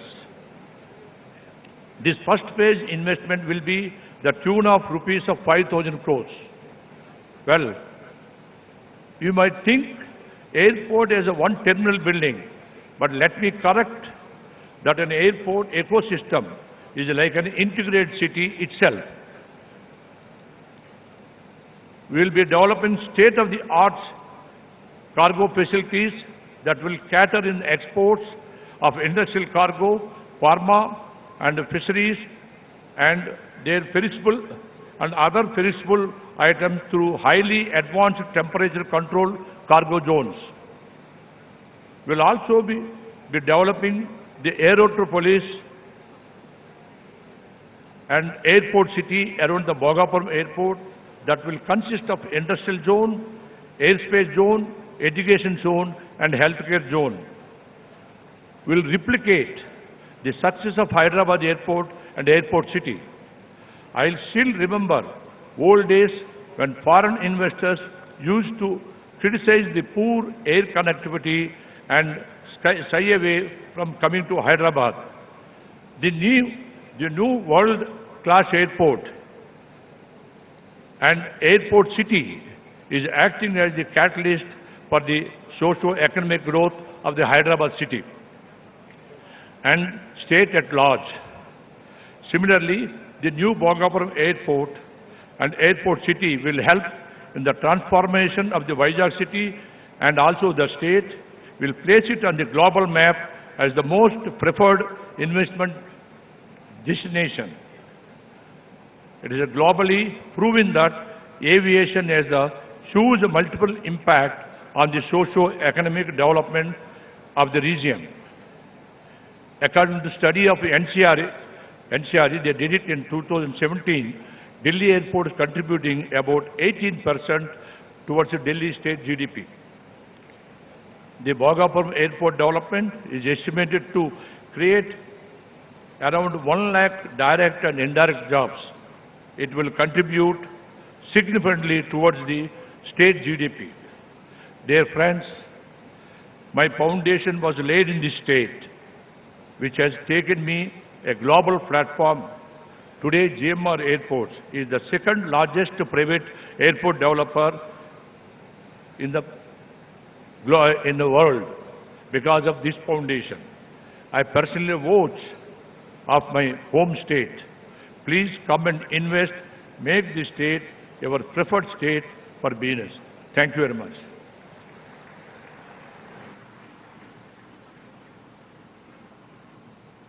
ధన్యవాదాలు శ్రీరావు గారు for sharing your expertise and for those welcoming words to the dignitaries.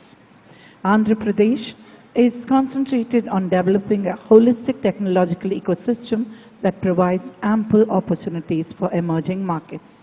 It's an honor to now invite the founder chairman of CIENT, Sree Vijaya Mohan Reddy Garu, to address the gathering. Welcome, sir.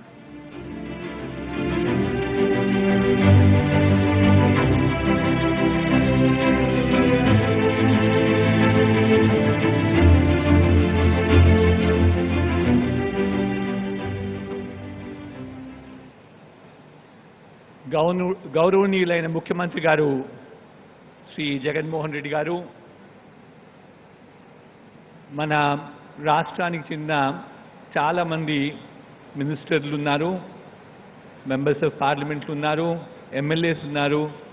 వాళ్ళతో పాటు నా industry colleagues కూడా చాలామంది ఉన్నారు. వాళ్ళందరికీ ఈ సభాముఖంగా వాళ్ళని ఆహ్వానం పలుకుతున్నాను.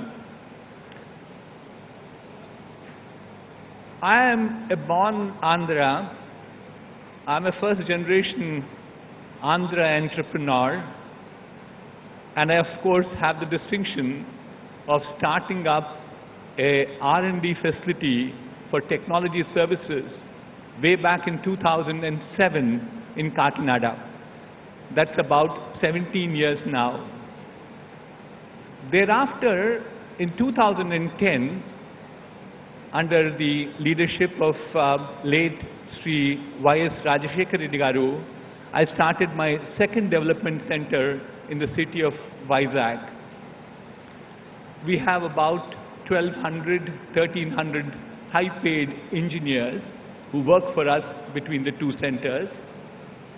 And we do some of the very marquee work for customers all around the world. The best of oil and gas companies, the utilities, telecom, and as the recent past, we actually do work in maintenance, repair, overhaul of aircraft engines for the aerospace industry.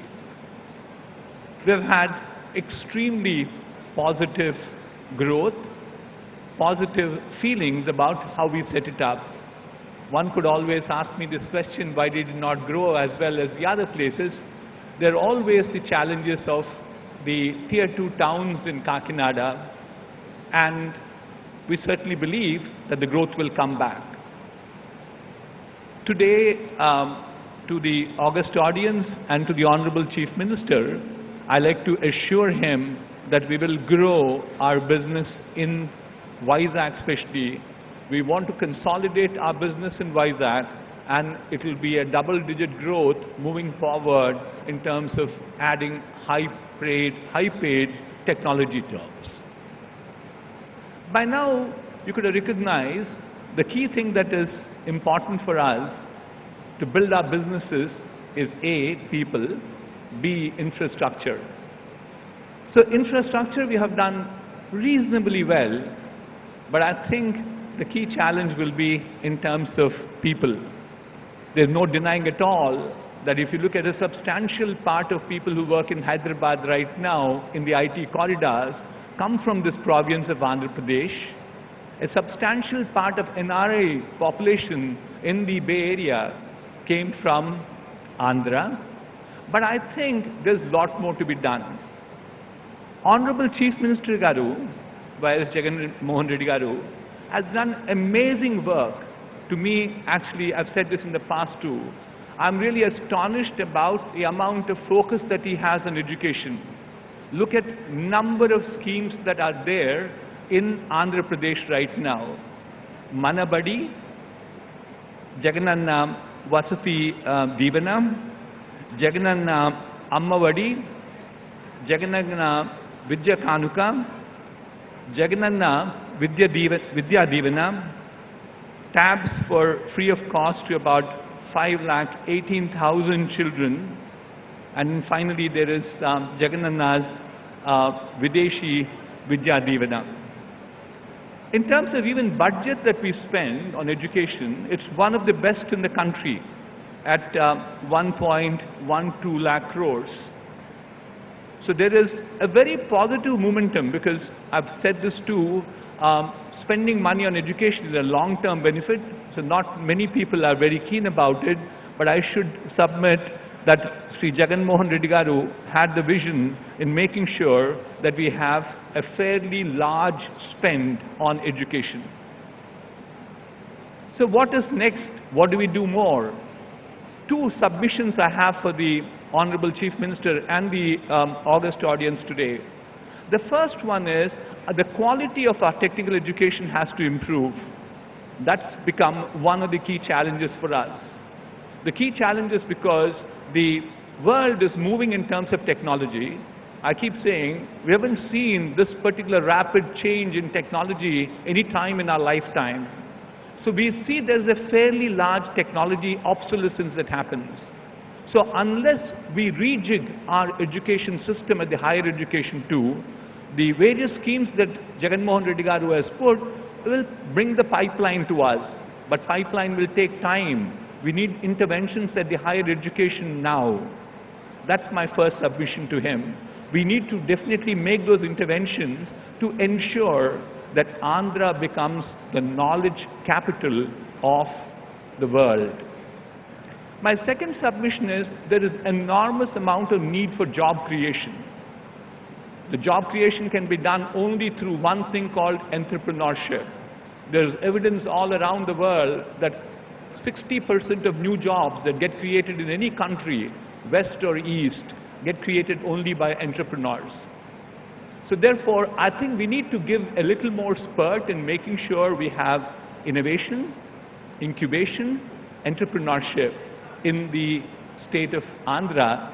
And I think there are a few moves that are being done, but my submission to Honorable Chief Minister is these two things, higher education and entrepreneurship, are the ones which will take the state to much, much higher levels. With this, let me conclude by wishing all the very best to Honorable Chief Minister Garu and wish the state of Andhra Pradesh prosperity. Thank you.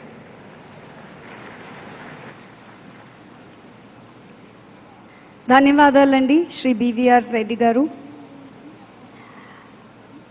Ladies and gentlemen, in the height of the pandemic, this research-led company fulfilled the necessity of the hour by formulating the co-vaccine that has been deployed across the world. Now, to tell us more about this marvelous feat, how it was achieved, and the impact of innovation in life sciences, we would like to invite the Executive Chairman of Bharat Biotech International, Dr. Krishna M. Ellagaru. Honorable Chief Minister and Honorable Ministers who are Finance, Industry, and all the Cabinet Ministers and Chief Secretary, and all the chieftains of the captains of the industry. Thank you. I think the Chief Minister put the 5 minutes timing here. So now we have to follow the timings. And I think it's one of the best things I've seen. I think, you know, I was born in Tamil Nadu, studied in Bangalore, settled in US, came back in Hyderabad. And I was instrumental in creating a Genome Valley. And the policy, what can be created. Today, we are one of the vaccine hub of Telangana, the country itself. But we have not done anything to the Andhra Pradesh, but certainly we look forward to do something in the veterinary vaccine, animal husbandry, and aquaculture. Because now the future is going to be the seafood industry, which are going to be vaccinated, not even chemicals are used. I'll tell you one thing, when Chief Minister program was AP, stands for Abundance and Prosperity. The abundance and prosperity means many people would not have noticed, but it's an appropriate word, abundance and prosperity. The abundance comes from the resources, one, but the second one important, human resources. And the human resource, and I mean Telugu people are the highest export of the human resource to the global.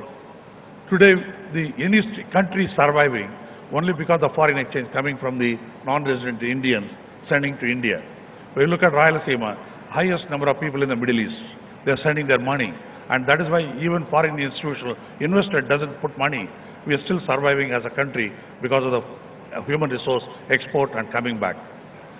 And I really request the Andhra Pradesh government to focus on one thing, on skill development. And it's wonderful to have an opportunity to create a skilled university, not skill development institute everywhere, excellence in every district. You dilute the effect. But if you have one university, no country, I mean no state has done it so far. And you should lead that as a skill university in the country, number one. Number two, pharma. Is no point, I mean already pharma, Vizag and Nellore, all those places already leading in the pharma of Andhra Pradesh. But again, competing with other states is not worth it, but we focus on intermediates. Because now the Indian government was desperately looking for intermediates to be manufactured in India, less dependence on China. So that means intermediate park, nobody has set up in the country. So we can be unique as Andhra Pradesh, that position on that intermediates. Third important aspect, toy industry in Vijayawada is one of the important industry. Many countries like US and Europe are looking for environmental friendly toys, which are lead-free, chemicals and all that. And you have a good skill set in Vijayawada and other area that can be a toy park. With little bit mechanization, little bit environmental friendly chemicals using, and I think you can globally compete the toy industry, which again nobody thought about it as a country itself. And this is the highest export of the toy industry. Chinese, one of the major industry of export, China was toy, but nobody want to buy China toy because of the chemicals that is coming in. One can focus. Fourth important, food and agriculture biotechnology. And I think that's a unique proportion Andhra Pradesh can offer over other countries, other states. Why? I'll tell you a very good example. In Kadapa, we go Musambi juice, and nobody has made a Tetra Pak. But where we drink orange juice, usually the orange juice what we drink, it comes from Brazil and Chinese concentrate. And we drink orange juice because Americans are drinking orange juice, so we are also drinking orange juice. But we have not made Musambi juice, right? One simple concept to make a Tetra Pak right in Kadapa or Anantapur district. So we are simple. I mean, I always think one thing, innovation comes with simple ideas, not because of complicated thinking. And the simple example, another one, sesame oil. That means Nugul Nuna. Nugul Nuni grandmother calls Manchanuna. In Tamil called Nallanna. Even now, we don't know science of that. Why my grandmother said it's a good oil, even now we don't know science. It's unfortunate. We as a country, we know everything resources, but we don't realize the value of that innovation, simple ideas of that. And even all South Indian pickles made with ginger oil, and North Indian pickles are made mustard oil. And mustard oil is nothing but Canadian oil, canola. Whatever a Canadian grows, canola, 36% of Canadian export is only canola. That canola seed came from mustard seed from India. And they don't want to call mustard oil. They want to call Canadian, voila means oil, Canadian oil. And today is a $64 billion product as canola, which is nothing but mustard oil. So we have all the resources. One can make it as innovative can. And I think with these four concepts we built in, Andhra Pradesh will lead the country. Thank you very much for giving opportunity.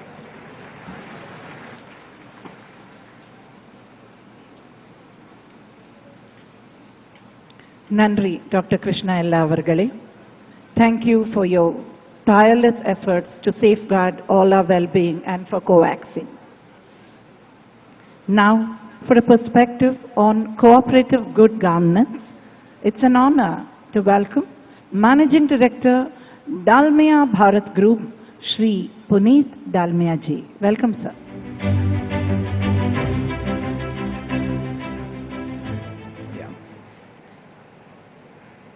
The young, decisive and popular Chief Minister of Andhra Pradesh, Y.S. Jagan Mohan Garuji, and his team of dynamic officers and ministers, Dr. Jawahar Reddy, Honorable Chief Secretary and his team of dynamic officers, my friends from the industry, my seniors from the industry, and friends. Dalmia Bharat is amongst the largest cement producers in the country with a capacity of 40 million tons and one of the lowest carbon footprints in the cement world. Our association with Andhra Pradesh started around 15 years ago during the tenure of Honorable Chief Minister's father, Dr. Y.S. Rajshekhar Reddy, and we established a cement plant in Kadapa district with an investment of around 1,000 crores. Our journey, we have been really happy with all the support that we have got, and we have witnessed the growth of the state in infrastructure and prosperity. I just want to share a few incidents about how the culture in this state is very unique. It's a very welcoming state, as many of you may have experienced today. We were received at the airport by government officials, and the hospitality here has been absolutely remarkable. You will experience this not just today, but throughout the tenure if you decide to invest in this state. We have also seen that this state is very efficient, and it respects the fact that all investors want speed of decision making and certainty of policy. Whenever we have a problem, everybody is very accessible and decisions are taken in no time and then followed through for implementation. So it's a very welcoming and efficient state to do business. Lastly, I want to say that this Global Investor Summit has been conceptualized at a very large scale, and I'm very happy to see that lots of captains from industry and from all over the country have come here to demonstrate their investments and trust in this state. The theme, where abundance meets prosperity, is great, but it is not possible until you add Jagan to it, and J for Jagan and J for Josh. So I think if you add Josh and Jagan to Andhra Pradesh, abundance will meet prosperity. Thank you very much. Very well said, and thank you, Shri Puneet Dalmia ji. Josh and Jagan Garu, indeed. Under his proactive leadership, the state government has also passed the Andhra Pradesh Renewable Export Policy 2020 with an aim to establish sizable capacity renewable power projects by 2025. Andhra Pradesh is positioned to drive India's sustainable energy growth in the coming years. To talk further on this, I would like to request the Chairman and Managing Director of Renew Power, Shri Sumant Sinha ji, to address this gathering.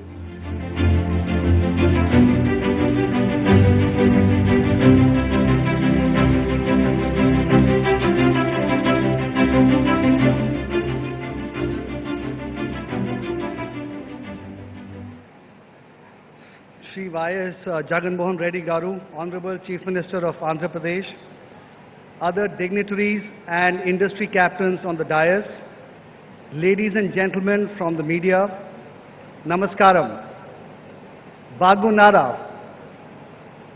It is an honor to be at the AP Government Global Investor Summit. Thank you, Chief Minister, sir, for arranging this phenomenal gathering of industry captains as well as all the people from Andhra Pradesh. Renew is an 11-year-old company, but we have come a long way in such a short time due to the ecosystem and the policy framework of the central government led by Honorable Prime Minister Shri Narendra Modi ji and the state government under the able leadership of Honorable Chief Minister Jagan Mohan Reddy Garu ji. Once a policy framework is in place, every industry needs the support of the state governments where projects are being set up. This is where the AP government, led by its dynamic Chief Minister, excels, leading to the excellent response to his invitation to industry leaders from all over India and from foreign countries. As a company, we are already present in Andhra Pradesh in a fairly big way, with more than 700 megawatts of wind and 60 megawatts of solar projects already running in the state. Recently, we have repositioned ourselves from being an independent renewable energy producer to being an end-to-end decarbonization partner for state governments and also for private sector industries. As a state, Andhra Pradesh is taking big strides in attracting investments in green energy. And you all saw the video that was put up earlier.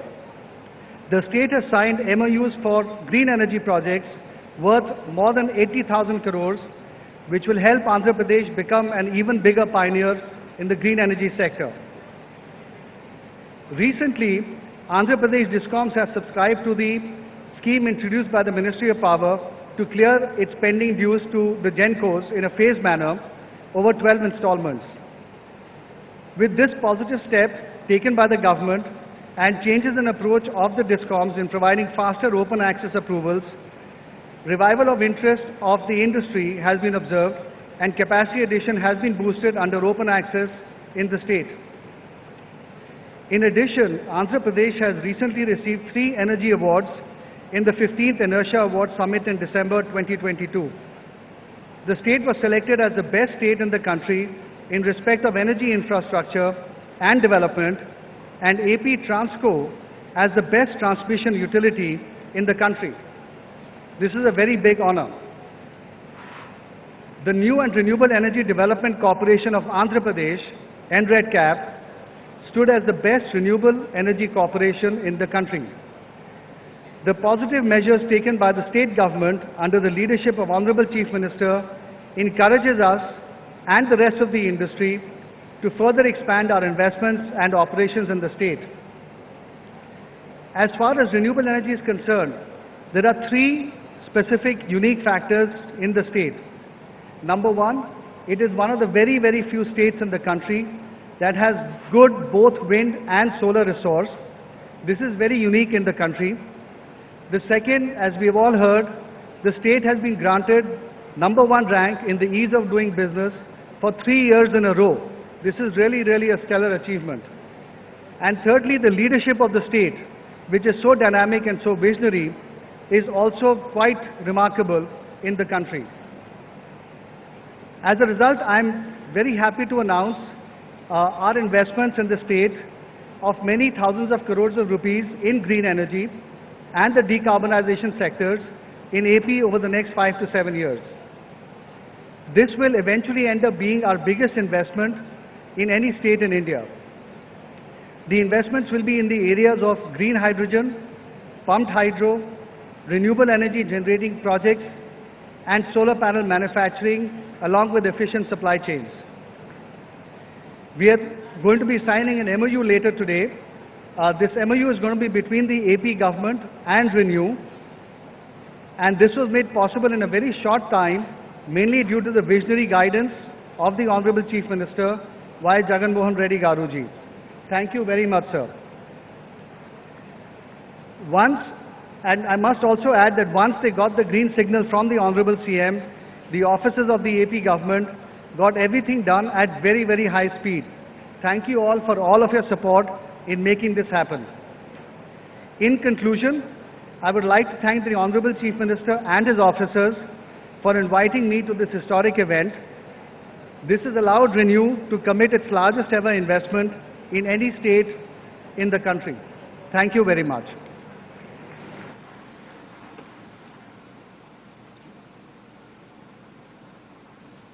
Dhanyavad Shri Suman Sinha ji. We now present to you an audiovisual presentation on the automotive and electric mobility sector. Can we have the AV?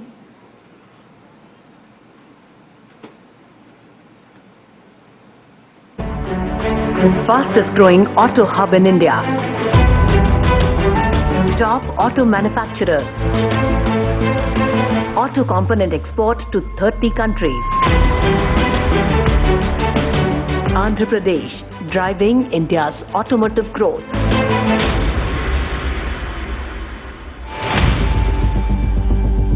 Andhra Pradesh has the privilege of being home to two of India's largest auto investments in recent times.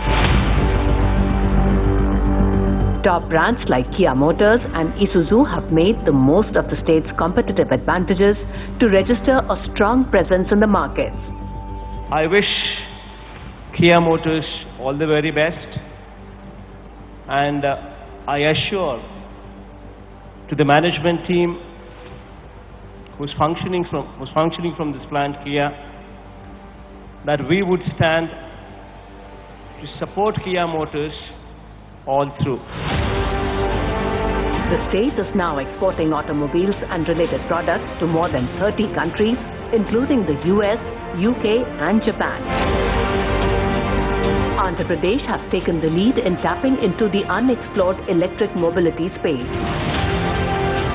The government of Andhra Pradesh is dedicated to sustainable development by prioritizing the electric mobility ecosystem in the state and introduced an exclusive policy, the Andhra Pradesh Electric Mobility Policy.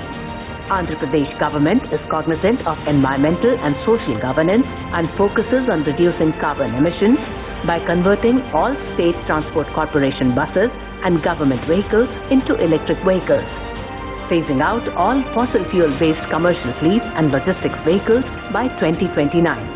The state government is also focusing on manufacturing 10 lakh electric vehicles combined across all segments of vehicles. Develop 1 lakh slow and fast charging stations and 100 DC public charging stations by 2024. Build high-density energy storage of at least 10 gigawatts. The state government's visionary and proactive approach has prepared Andhra Pradesh to meet growing demands for electric vehicles the world over.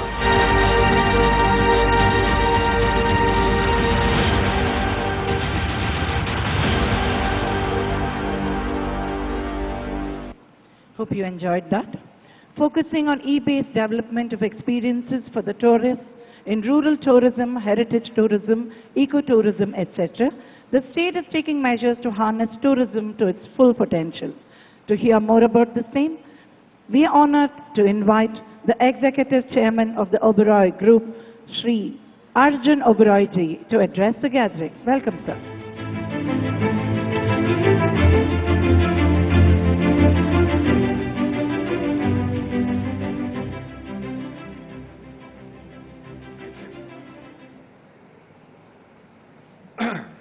Honorable Chief Minister, dignitaries on the dais and delegates, good afternoon, namaskar. I would like to start by congratulating the Honorable Chief Minister for hosting the Global Investor Summit 2023.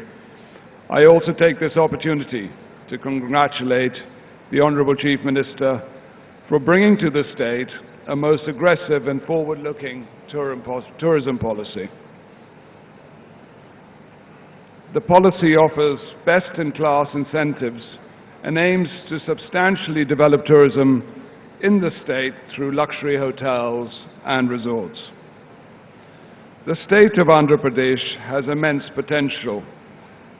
We are delighted to acknowledge, under your dynamic leadership, the sector is seen as an engine for economic growth and employment generation. We resonate with your vision that the state needs several iconic projects and luxury hotels to truly realize its tourism potential. The Tourism Policy 2025 is a testament to your vision and will go a long way to support the development of travel and tourism in the state. Andhra Pradesh has numerous national advantages for attracting tourism and is one of the most visited states in the country. It is in the vision of the government to develop luxury resorts and hotels at prominent tourist destinations to position the state as a premier tourist destination and to aid in the development of these regions. Andhra Pradesh is blessed with the country's second longest coastline, perennial rivers and scenic backwaters. It is also considered as the home of the world's most visited religious destinations and boasts a vibrant and rich culture and heritage. So evident in Andhra Pradesh is the fourth most visited state for domestic tourists in the country. The government of Andhra Pradesh, under the dynamic leadership of Honorable Chief Minister Sree Vijaya Telugu Reddy, is committed to the socio-economic development of the state and special emphasis on tourism as one of the key growth engines for the economy and crucial for generating employment and economic prosperity. India's travel and tourism industry stands at the threshold of boundless potential and endless possibilities. It contributes 10.3% towards the GDP of the country and employs 8% of our total workforce. The state of Andhra Pradesh has the potential to become a premier tourist destination, which can only be possible with a strong collaborative push by the government and private players. On behalf of the Oberoi Group, we are committed to the development of tourism ecosystem in Andhra Pradesh and assure the Chief Minister that we will bring our very best hotels and spirit of excellence. We thank the Honourable Chief Minister for his continued support and far-sighted vision to develop the state as a world-class tourist destination. Thank you. Namaskar. Thank you, Mr. Oberoi, for that faith in the state and the government. Ladies and gentlemen, India is projected to grow at 6.7% in 2024, which is touted to be the fastest growing major economy in the world. Our next speaker will take us through how India is placed in a global bright spot. It is my pleasure to welcome to the stage the CEO of Adani Ports SEZ, Shri Karan Adani ji.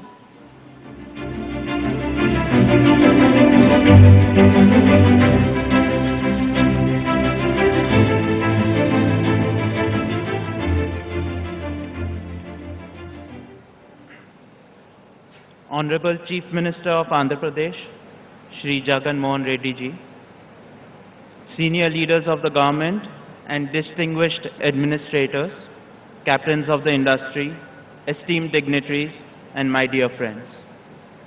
A very good afternoon to everyone. It is an honor to be here and speak at the Global Investor Summit 2023 before so many luminaries from the political, social, and entrepreneurial world.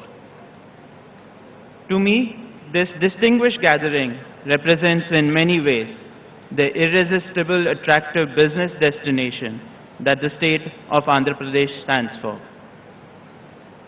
The state of Andhra Pradesh is renowned for its excellent infrastructure, large manufacturing base, talented youth, and business-friendly environment. It has the second longest coastline in India and has established itself one of the most prominent connection points with major world markets. I congratulate the leaders of the state for their vision towards a sustainable future, for being recognized by World Bank as the #1 implementer for energy efficiency and conservation program.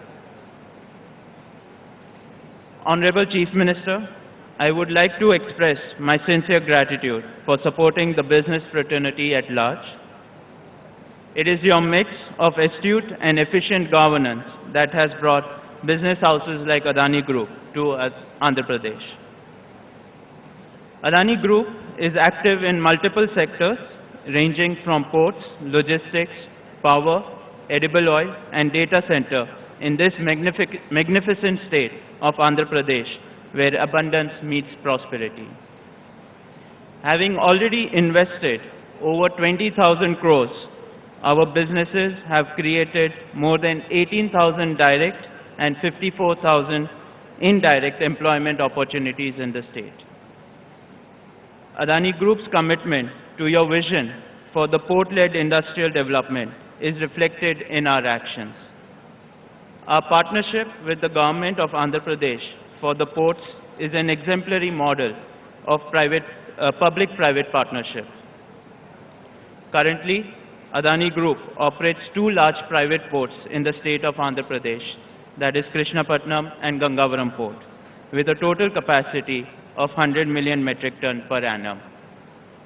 In the next 5 years, we aim to add another 100 million metric ton of capacity and also transform these ports into industrial port cities. In the economic domain, your vision has laid the foundation to turn Andhra Pradesh as the most sustainable state in India. On these lines, pursuant to the MOU signed with Government of Andhra Pradesh, we are committed to developing 15,000 megawatts of renewable power projects over the next few years across 5 districts, that is Anantapur, Kadapa, Kurnool, Visakhapatnam and Vizianagaram. Ambuja and ACC Cement, the cement arm of the Adani Group. As part of our expansion plans, in the coming years, we will be setting up 2 plants in Kadapa and Nadikudi with a total capacity of 10 million tons per annum. We are also working on developing 400 megawatts of data center in the city of Visakhapatnam. These projects will not only bring further investment, but will also create employment opportunities and also demonstrate our commitment to the sustainable growth of state of Andhra Pradesh. Let me now turn to Adani Foundation, which is the community engagement arm of the Adani Group. The Adani Foundation has remained deeply committed to making strategic social investments for sustainable outcomes throughout India. I am glad to share that our footprint in the state of Andhra Pradesh is getting bigger as I speak on this occasion. Our teams are executing programs in Nellore, Tirupati and Visakhapatnam districts. At present, we are touching over 180,000 lives and counting in the state. Honorable Chief Minister, we are honored to be part of the sustainable development of the state of Andhra Pradesh, and we will continue to do our part for future development and growth of the state. Thank you. Jai Hind.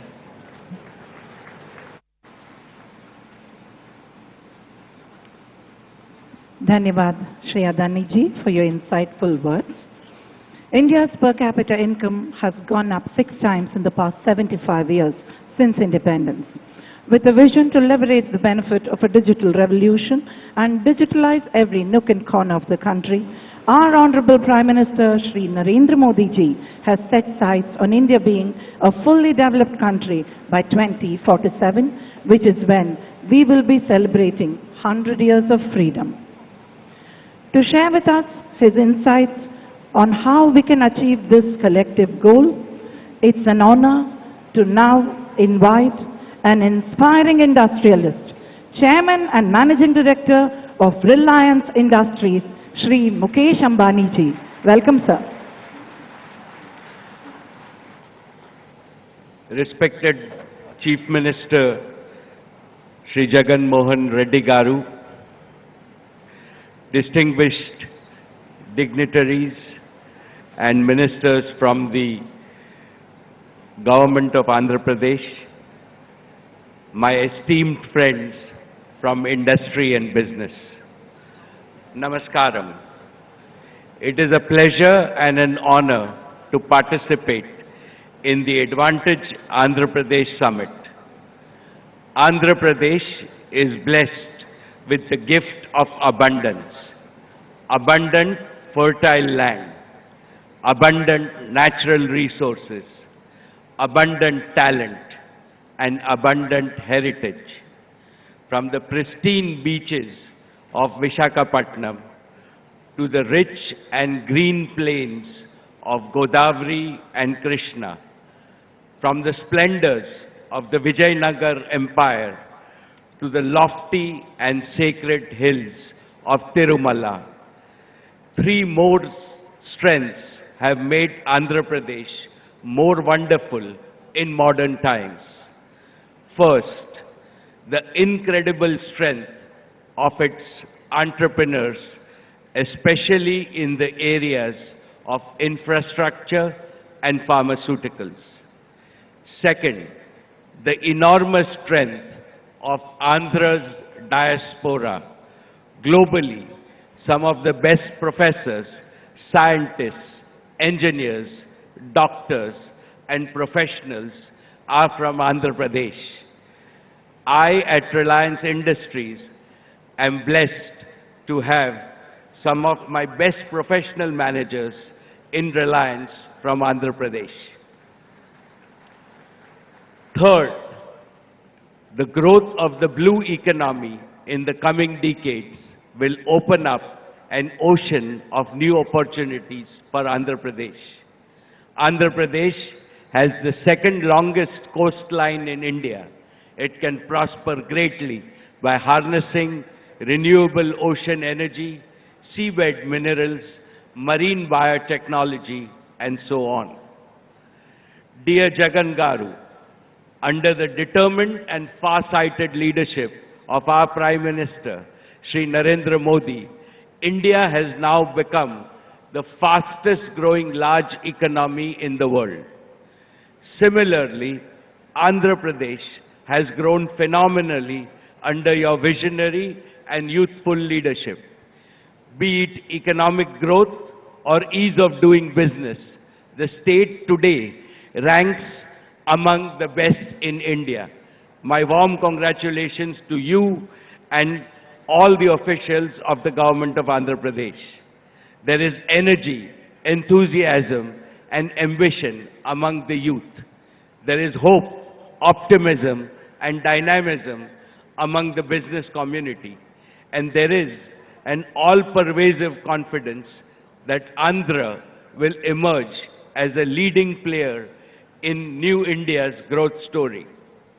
Friends, Reliance has been among the first corporates to believe in the stupendous economic potential of Andhra Pradesh. It is here that our oil and gas exploration team found gas in 2002. We have invested over 150,000 crores in our KGD6 assets, developing and supporting gas pipeline. Today, the natural gas produced by Reliance at KGD6 basin is fueling India's clean energy transition and will contribute to nearly 30% of India's gas production. This is just an example of how important Andhra is to the India story and how deeply Reliance is invested in the Andhra story. Friends, now let me talk about Jio. We are creating the largest and the best digital network footprint in the state by investing over 40,000 crores. Our 4G network covers 98% of Andhra Pradesh's population, including those living in the remotest corners of the state. The rollout of Jio's true 5G will be completed before the end of 2023 throughout India, including your state of Andhra Pradesh. Jio's true 5G will trigger a new wave of digital revolution in Andhra Pradesh, benefiting every sector of the economy. This will also create large-scale business and employment opportunities for the people of Andhra Pradesh. Reliance Retail has catalyzed a retail revolution in Andhra Pradesh. It has partnered with more than 1.2 lakh Kirana merchants across 6,000 villages of Andhra Pradesh, equipping them with tools needed to thrive and succeed in the digital age. Through its presence, Reliance Retail has created over 20,000 direct jobs and a large number of indirect jobs in Andhra Pradesh. But the best is yet to come.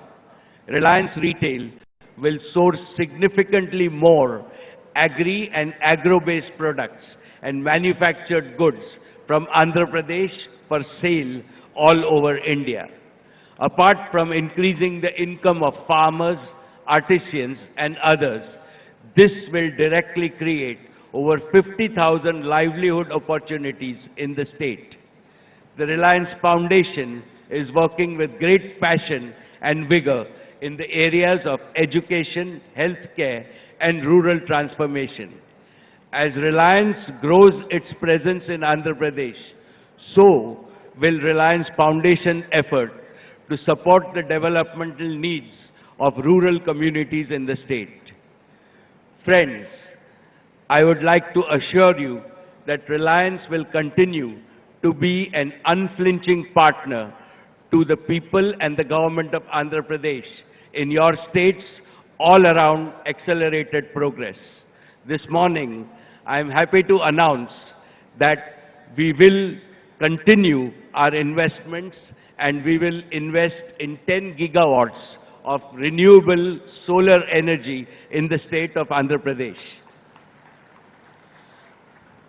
I thank the government of Andhra Pradesh and all its officials for their support and encouragement, and I'm particularly grateful to the Honorable Chief Minister for all his support and for inviting me to this summit.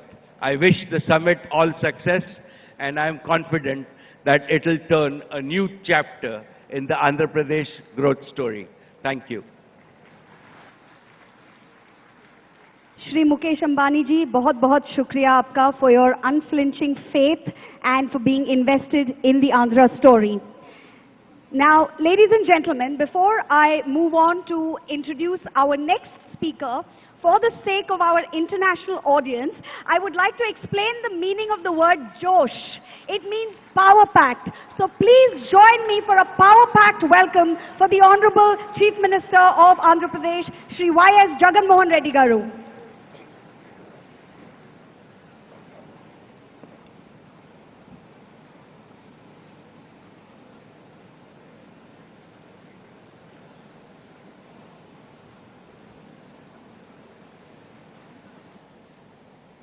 Honorable Ambassadors, Consul Generals, the diplomats from foreign missions, my colleagues in the State Cabinet, industry doyens, business leaders and representatives, officials from the state government, ladies and gentlemen, a very good morning to you all. It's a proud moment to announce that the state has received 340 investment proposals with an investment of about 13 lakh crores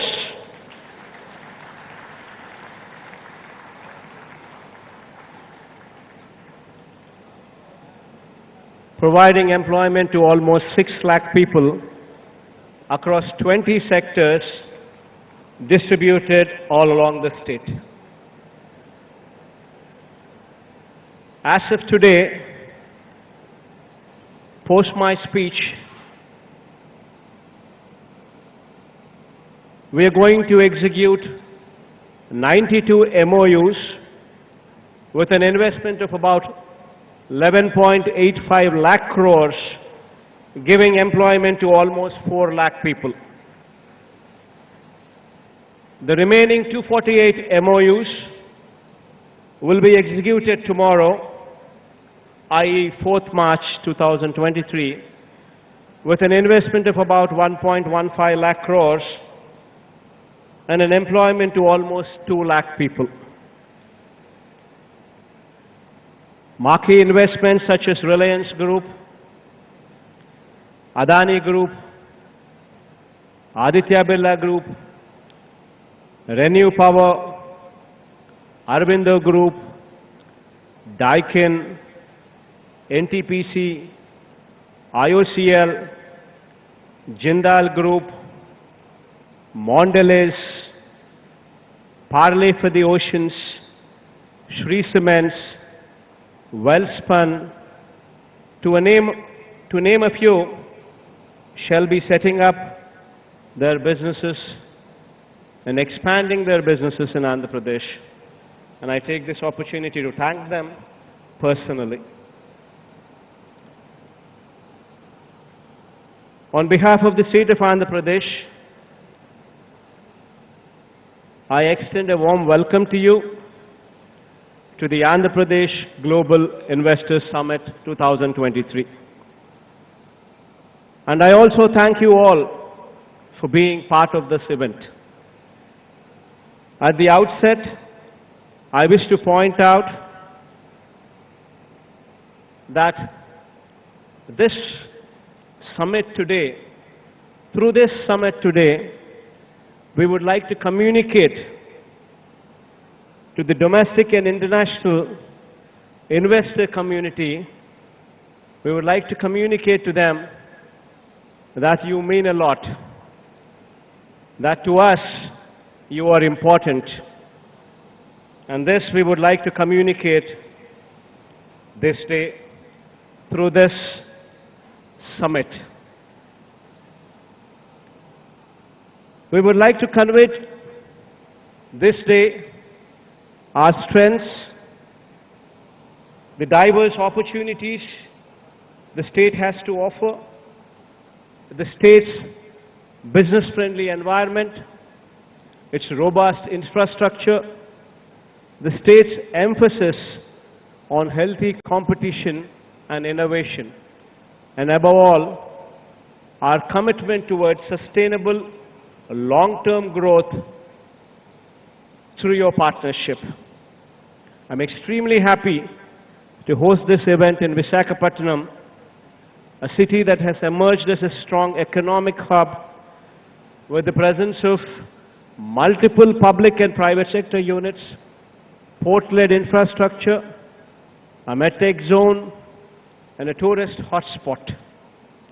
The city known not only for its industrial strengths, but also for its picturesque beauty and serene landscape. It gives me great pleasure to host the event in this beautiful city. The year 2020-23 is an important year for India as the country is hosting the G20 summit in September with the theme, One Earth, One Family, One Future.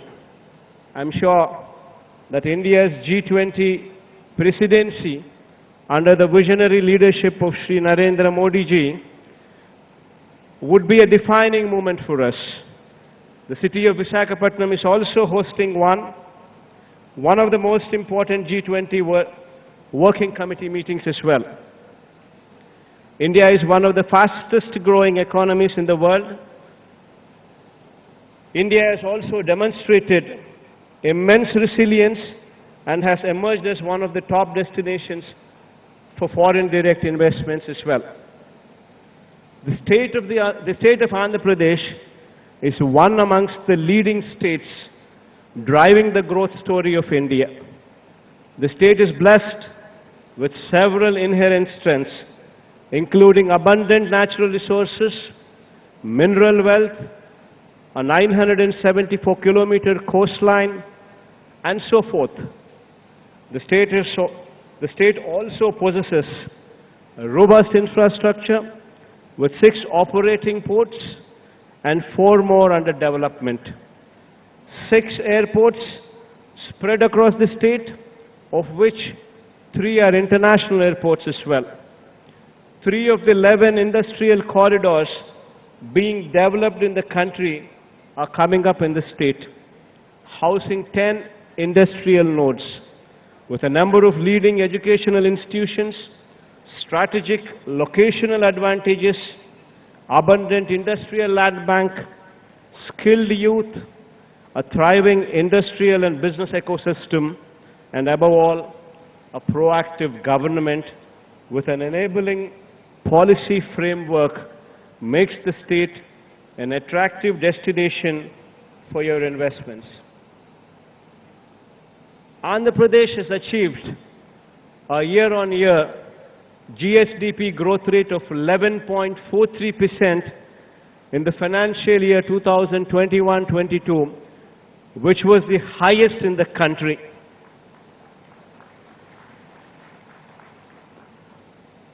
Further, in the last 3 years, the The exports from our state have also increased at a compounded annual growth rate of 9.3%. Our endeavor for sustainable progress was also recognized by Niti Aayog, which rated the state number 3 in its SGD India Index rankings for 2020-21 across social, economic and environmental criteria. Our focus in the state has been on formulating several path-breaking reforms and initiatives to strengthen governance at the grassroots, improve business environment, promote policy stability, drive competitiveness, and enhance transparency to provide a low-risk investment climate. I'd like to highlight 4 key pillars on which the state government places utmost emphasis on, which are crucial for economic and industrial development. Greenification being one, industrial and logistics infrastructure being the number 2, digitization being number 3, the 4th, enterprise and skill development. On greenification front, I wish to point out that with decarbonization becoming a global imperative, our emphasis continues to be on hastening the transition to renewable energy. Andhra Pradesh is blessed with a large renewable energy potential of 82 gigawatt. It is one of the very few states in India that has a combined potential for solar, wind and pump storage as well. We have also identified and set aside dedicated land parcels for wind, solar and pump storage projects as well. Andhra Pradesh is also blessed with unique geographical features enabling a potential of 34 gigawatt in pumped hydro storage as well, which can facilitate round-the-clock renewable power. Andhra Pradesh has the potential to be one of the leading states in India for production, consumption and export of green hydrogen, green ammonia, given the long coastline we're endowed with. On the industrial and logistics infrastructure front, I wish to point out that Andhra Pradesh, with its 974-kilometer long coastline, is a gateway to India on its east coast. To strengthen the maritime sector in the state, we are developing 4 new ports at Ramayapatnam, Machilipatnam, Bavanpadu and Kakinada, in addition to the 6 operational ports. Further, the abundant land availability in close proximity to these ports enhances the potential for port-led industrialization. I wish to point out that Andhra Pradesh is the only state with 3 industrial corridors: Vizag-Chennai Industrial Corridor, Chennai-Bangalore Industrial Corridor, and Hyderabad-Bangalore Industrial Corridor. These industrial corridors are planned in proximity to various demand centers and provide excellent connectivity from the ports to various hinterland locations. These corridors, with 10 dedicated nodes, would certainly emerge as hubs for industrial growth in the years to come. To reduce the time and cost of moving cargo to hinterlands, we are also developing 5 multi-modal logistics parks as well, at strategic locations spread across the state. The state government is also developing 9 new fishing harbors, enabling seafood sourcing and processing. Andhra Pradesh also has sector-specific industrial clusters for pharmaceuticals, textiles, food processing, electronics, etc., which provide state-of-the-art common infrastructure and large pool of skilled manpower. Andhra Pradesh is also home to several medtech companies in Andhra Pradesh, medtech zone in Visakhapatnam. Additionally, the government is making available plug-and-play facilities which will significantly reduce the cost and time associated with setting up of business. The third pillar, digitization, is also of paramount importance. Our single desk portal offers a one-stop digital platform for all domestic and international investments with over 90 business services across 23 departments. The business-specific approvals for setting up of businesses are granted within a maximum time frame of 21 days. To improve the delivery of citizen-centric services, we also have the AP Seva system at the village and ward secretariats providing over 540 services. On the enterprise development and skill enhancement front, I have always believed that conducive business environment is one of the most important requirements for achieving accelerated enterprise growth. The state of Andhra Pradesh is known for its focus ensuring business-friendly environment for the stakeholders. The state has consistently stood first in the country in ease of doing business. Consecutively for the past 3 years, and received the highest positive feedback of 97.89% from industry surveyed by the Department for Promotion of Industry and Internal Trade, Government of India, DPIIT, which itself speaks volumes of the conducive environment in the state. Moreover, we have proactively amended acts and repealed obsolete laws to reduce compliance burden on the industry. Along with good infrastructure and a conducive business environment, availability of skilled workforce is very crucial if the desired outcome is to be achieved. To this end, the state government is in the path of setting up 26 skill development colleges in the state. The state government is working with the objective of upgrading skills of our local youth to international standards through significant industry involvement through these skill development colleges. I wish to conclude by reiterating that with proactive policy formulation and due attention to each of the pillars discussed, we are facilitating a business-friendly environment and are also ensuring sustainable economic development of the state.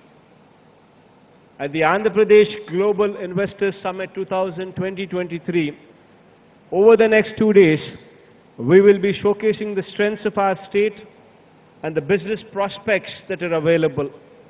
We urge all the business leaders to participate actively in the sector sessions and engage with our teams to understand the potential opportunities in various sectors in our state. It is our commitment to facilitate the most conducive business ecosystem in the state. I once again assure you that we are only a phone call away. Whenever you need us for anything whatsoever in supporting your business, this is our assurance to you.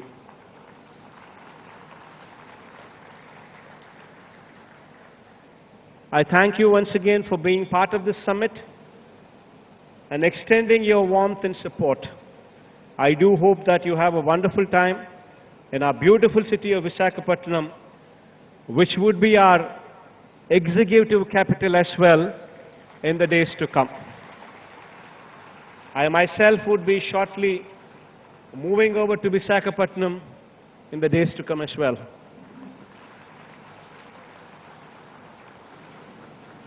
Thank you. Have a wonderful day.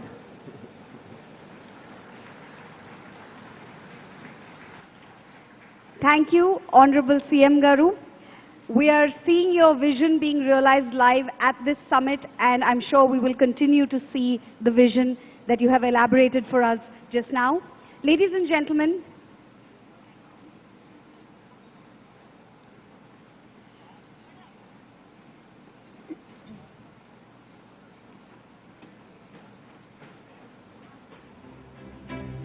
And we have Shri Puneet Dalmia ji to thank for that wonderful phrase he coined at the event today, Josh and Jagan ji. I really think that's going to stick.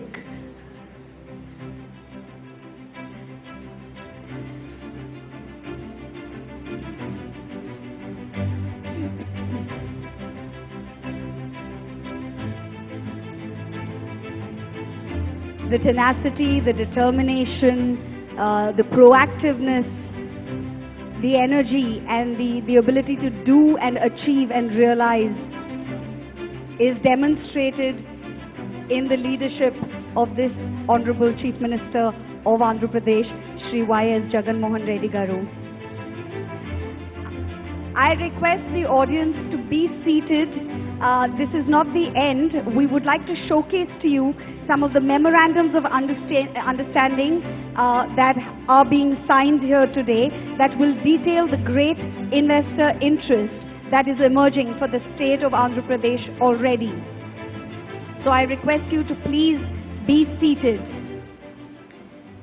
And I now request Shri Prasad Savarapu Garu, Vice President, Andhra Pradesh Board of Economic Development, to come and detail the MOUs for us, please.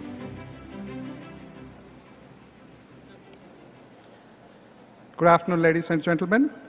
In the presence of our Honorable Chief Minister and the respected dignitaries, now I call upon the different organizations. So the organizations come onto the stage and exchange MOUs with our Minister for Industry, Shri Amarnath Garu, and Special Chief Secretary, Shri Karikal Velavan sir. May I also request the Special Chief Secretary, Mr. K. Vijayananda Garu, to come onto the stage, please, along with our Honorable Minister, Shri Petiredi Ramchandra Reddy Garu, for all the energy-related MOUs. NTPC, National Thermal Power Corporation Limited, is an Indian public sector undertaking that operates in the power generation sector, is the largest sector generation company in India, operates coal, gas, and renewable energy-based power plants. Their intention is to propose an investment of 2,35,000 crores in the state of Andhra Pradesh that would generate an employment of 77,000. ABC Limited, Access Brookfield Cleantech Limited, Access Energy, in joint venture with Brookfield, promoting sustainable clean energy, clean mobility solutions in the Indian subcontinent. The line of activity associated with this is to create a 250 KTPA green hydrogen and 1 MTPA green ammonia related aspects. The proposed investment for this particular sector is 1,20,000 crores, which would generate 7,000 employment in the state of Andhra Pradesh. The organizations, I request the organizations to come onto the stage, please.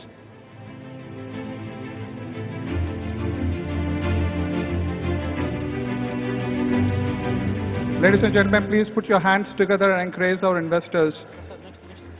Renew Power is a renewable energy company in India that focuses on developing, constructing, and operating utility in wind, solar, and hybrid power projects. Their line of activity associated with this is to create a 1 megaton kind of a power project with green hydrogen aspects. Their proposed investment size is 80,000 crores with expected employment of 11,000. Indosol, which is a high-quality energy solutions that focuses on 1,500 megawatt wind power and 3,500 megawatt solar power plants, with a 2,200 megapower pumped storage power plants in the state of Andhra Pradesh, which generates an investment size of 76,033 crores with 13,200 employment. JSW Group is an Indian conglomerate with interest in steel, energy, infrastructure, cement, and other industries.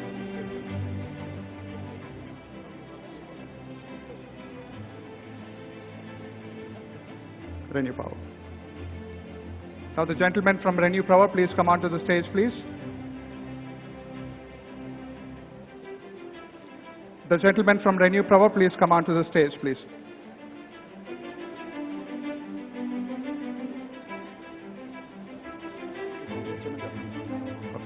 Renew Power is a renewable energy company in India that focuses on developing, constructing, and operating utility-scale wind, solar, and hybrid power projects. Their intention is to create an investment size of 97,500 crores.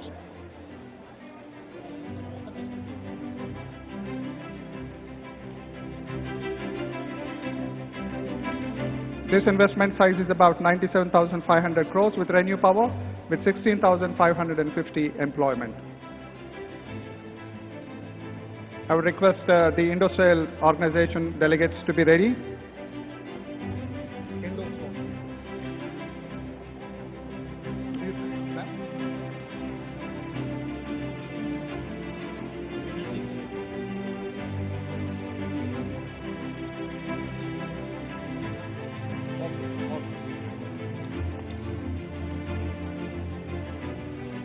Next, ReNew Power. The delegates from ReNew Power.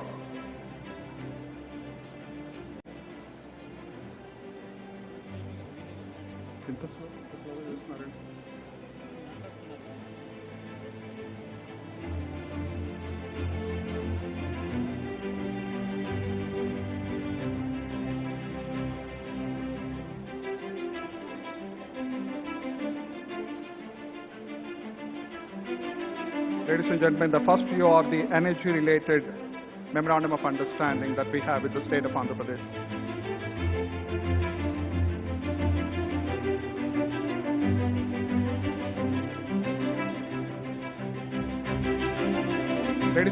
Ladies and gentlemen, please understand that our Honorable Union Minister, Mr. Nitin Gadkari, would join us shortly.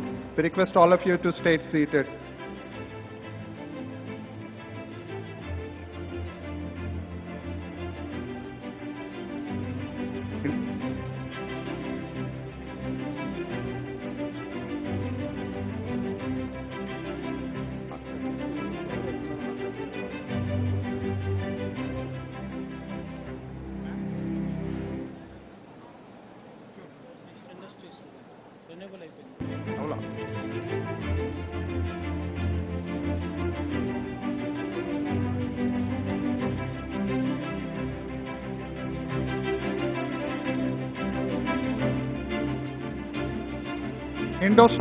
Indosol provides high quality energy solutions with 1500 megawatt wind power, 3500 megawatt solar power plants, and 2200 megawatt pumped storage power. We request the delegates to come onto the stage to exchange the MOUs with our Honorable Chief Minister and our Honorable Minister and the associated secretaries, please.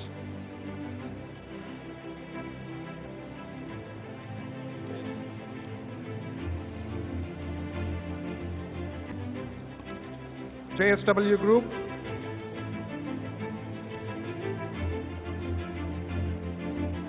JSW Group is an Indian conglomerate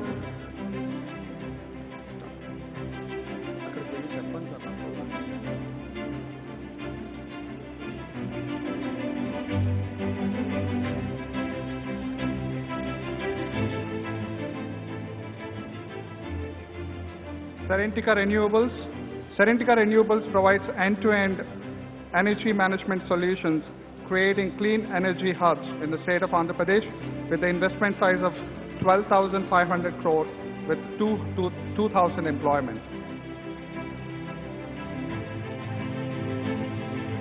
Delegates, please put your hands together and encourage our investors in the state of Andhra Pradesh, please.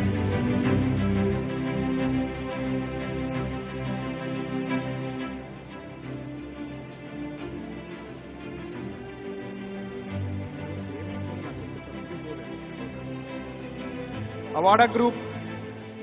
Yes, sir.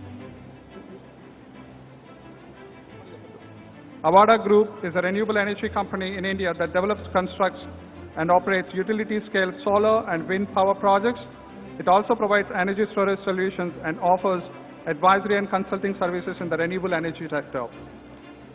The organization's intention is to create a 1 megaton power capacity projects with 50,000 crores of investment, which creates a job opportunity of 7,300 people.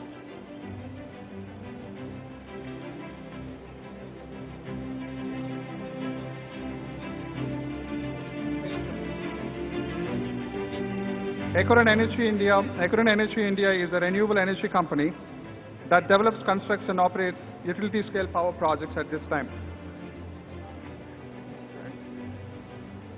The 1,000 mega-scale power projects, and it also creates 1,000 megawatt wind power project. which creates an investment size of 10,500 crores with employment size of 3,000, please.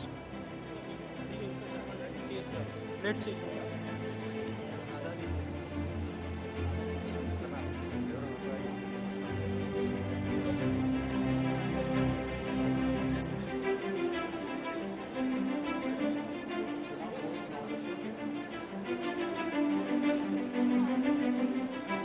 Aditya Birla Group is an Indian conglomerate that operates in diverse industries such as cement, chemicals, textiles, financial services, telecommunications, and more.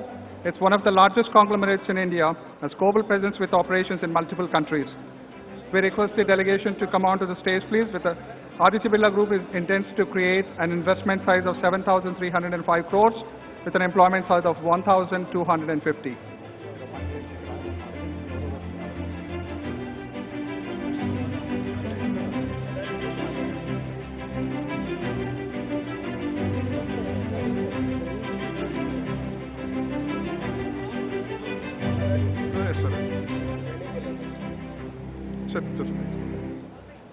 Yes, ma'am. Okay.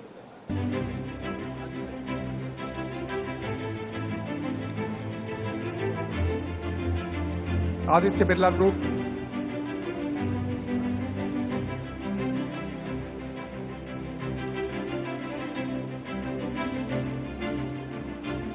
Next is Adani Green Energy. Adani Green Energy is a renewable energy company in India that develops utility-scale solar, wind, and hybrid power projects. The project plan is to create a 1,000 megawatt PSP at Gandikota, YSR district, and 500 megawatt PSP at Chitravati. The investment size of this particular organization is 21,820 crores. That creates a generation of employment of 14,000.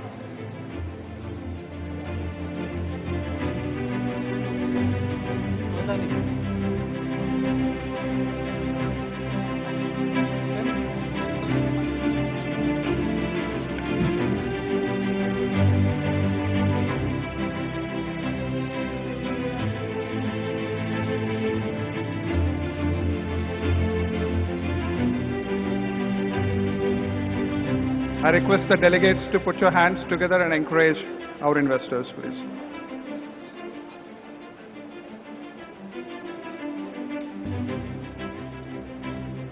Next is Aurobindo Group.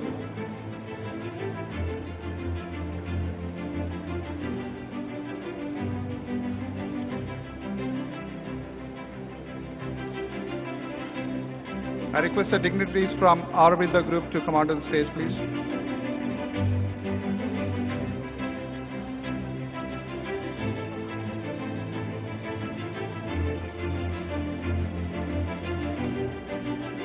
Aurobindo Group is an Indian pharmaceutical company that manufactures and markets a wide range of generic pharmaceutical products and distributes across the globe.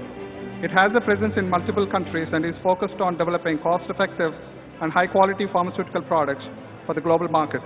Aurobindo Group also has interests in other sectors such as food and real estate. Aurobindo Group intends to invest about 9,015 crores that would generate an employment of 4,150.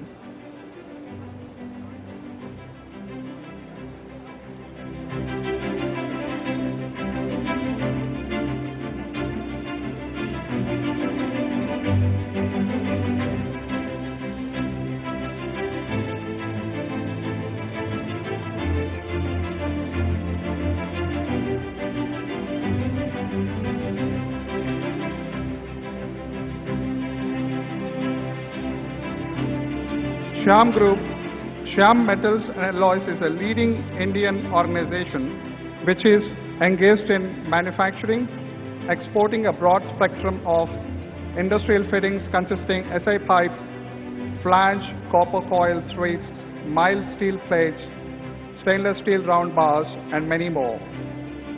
The intention of this particular project is to create an integrated titanium manufacturing plant with an investment size of 7,700 crores, which would generate 5,000 of employment.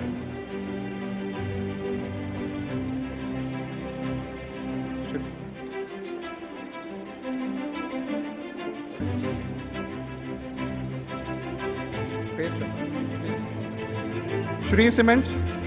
Sree Cements is an Indian cement manufacturing company that provides and sells cement and related products. It's one of the largest cement manufacturers in India and has a strong presence in the northern, eastern, and western regions of the country. Sree Cements has a diversified product portfolio and has won several awards for its quality and sustainable practices. Their intention is to have a manufacturing facility for cement and power with 4 megaton per year. Their investment size is 5,500 crores, which would generate an employment of 1,000.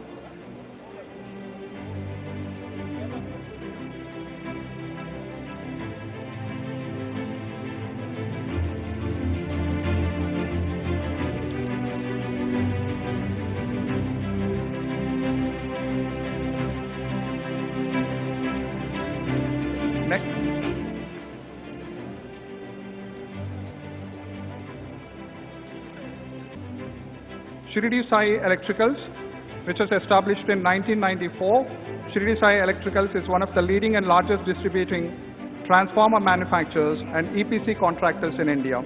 I request the gentleman from Sree Vijaya to come onto the stage and exchange MOUs with the officers, please. Their intention is to create a pump storage power project at Eravaram, which is 1,200 megawatts, at Somasila with 900 megawatts. Their investment size is 8,855 crores, which would generate an employment of 5,750.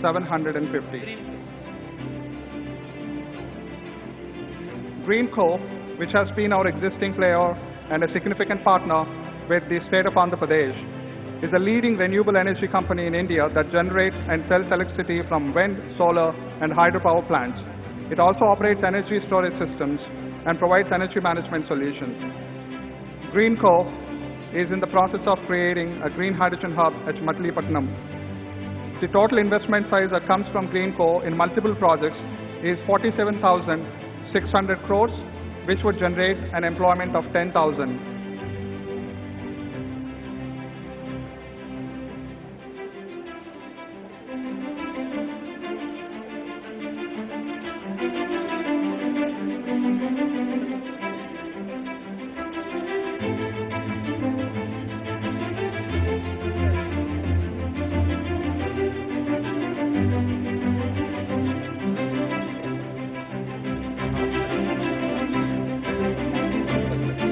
Now the next is we'll call Hutch Ventures and Investments, Parley for Oceans, and Mondelez.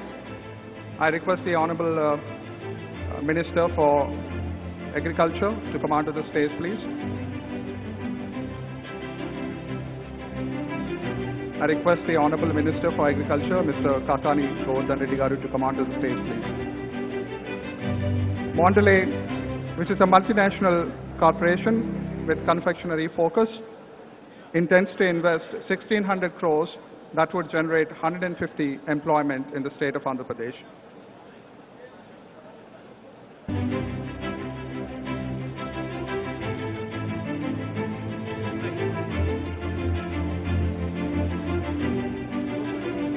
Now we'll move on to the tourism sector. I request the Minister for Tourism, Srimati R.K. Rocha, and at the same time, the Secretary for Tourism, Mr. Rajat Bhargava, to stay for the MOU exchange. Oberoi Group, which is a leading brand in the country, intends to look at 32 luxury hotels, and at the same time,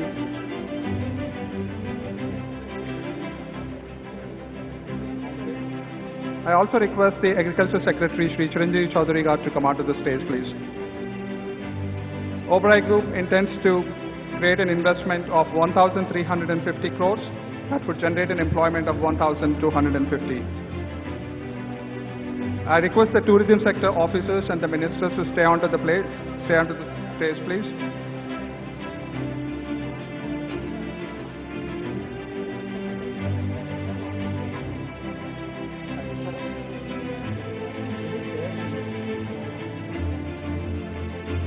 I request the Secretary for the Agriculture Sector, Sri Chiranjeevi Chaudhary Garu, to come onto the stage, please.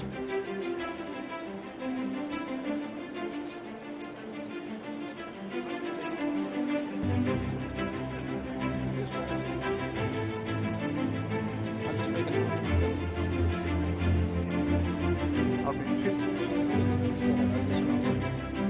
Hutch Ventures and Investments.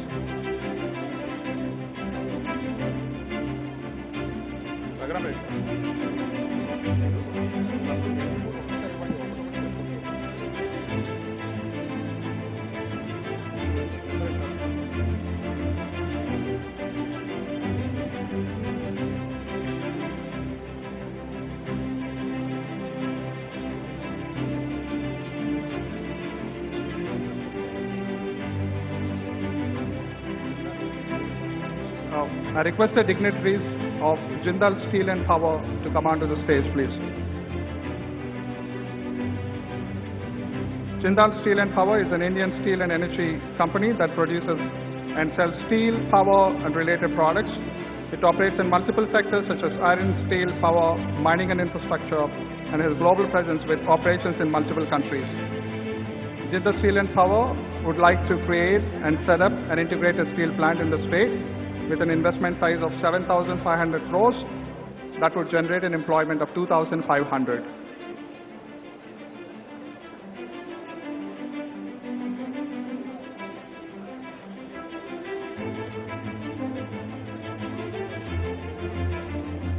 Hutch Ventures and Investments, please come onto the stage, please.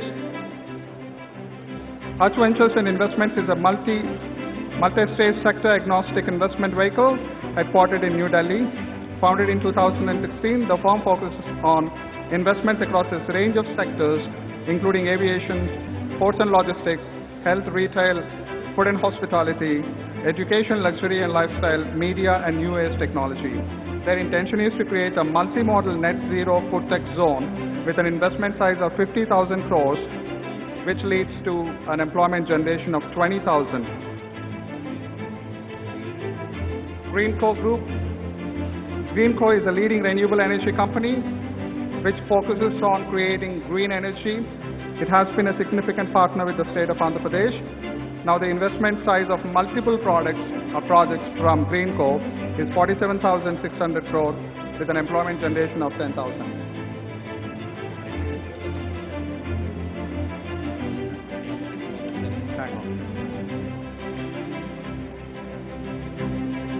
Electronics.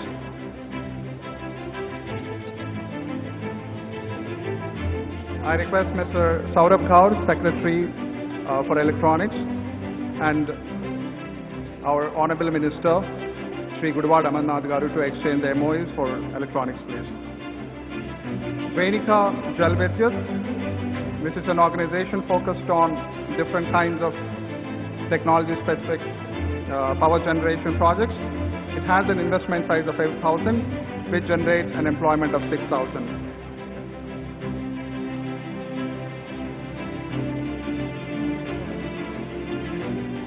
Sunny Opotech. Sunny Opotech is first of its kind to develop camera models which are used in wide variety of products. The intention is to generate an investment size of 2,500 crores, which would generate an employment of 10,000. Cellcon Resolute is an electronic manufacturing company which is a giant in TV panel manufacturing. Their intention is to create various kinds of parts associated with TV panels, which would generate an investment size of 1,000 crores with an employment size of 5,000.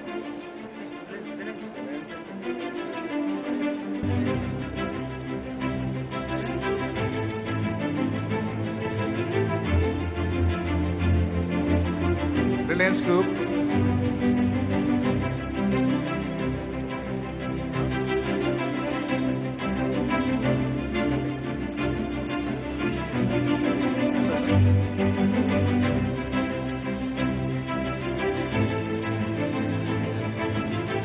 Electronics.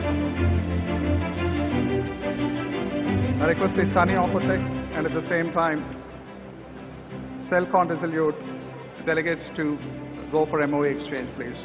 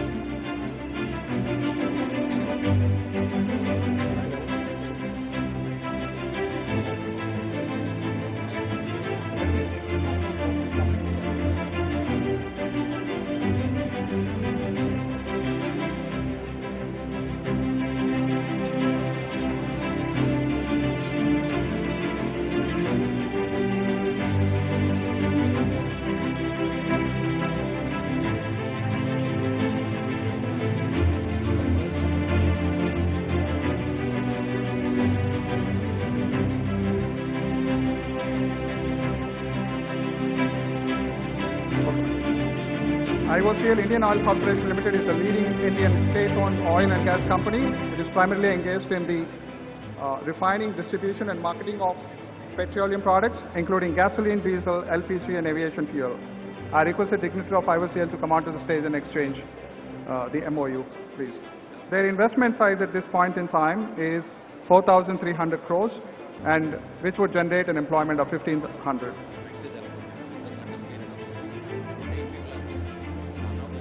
Electronics MOUs, I request Mr. Saurabh Gaur to lead the delegation for the exchange of MOUs.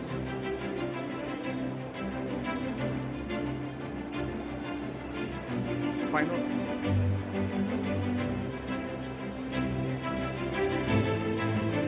Yep. Wealth Fund.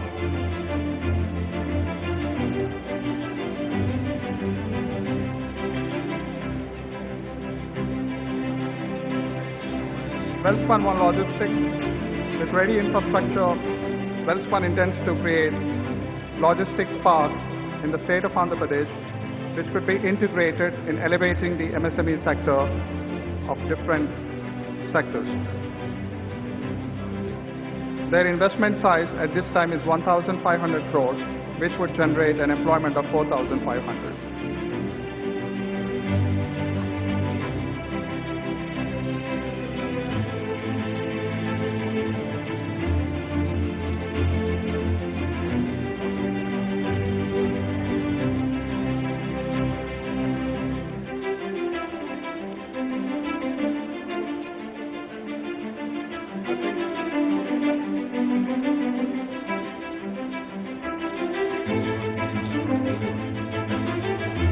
IT and Electronics, Sunny Opotech,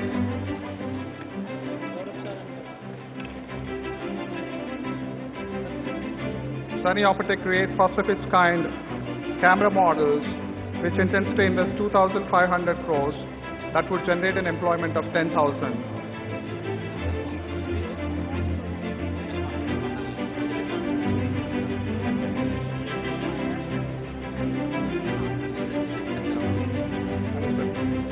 Cellcon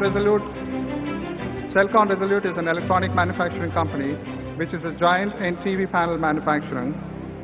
Their intention is to create an investment of 1,000 crores, which would generate 5,000 employment.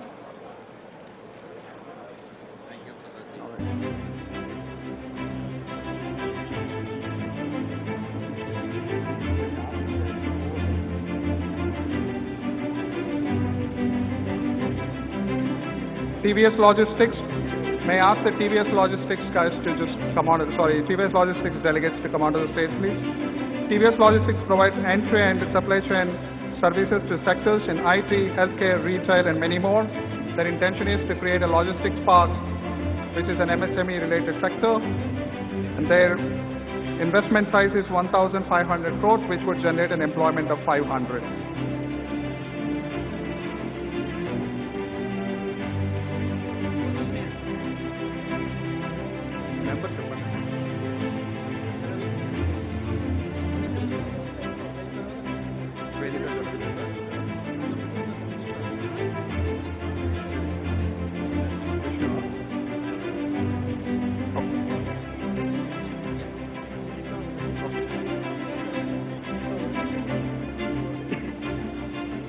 Jalavidyut, which is an energy organization focused on renewable energy with hydropower generation. They intend to invest 3,000 crores, which would generate an employment of 600. What's the name of the company? NHPC. Sorry. NHPC is an Indian public sector undertaking that operates in the power generation sector, primarily works towards hydroelectric power, and is one of the largest hydropower companies in India. It also has interest in other renewable energy sources such as wind and power. Their intention is to create a pumped hydro storage power project of 2,000 megawatts, which would create an investment size of 12,000 crores with 2,000 employment.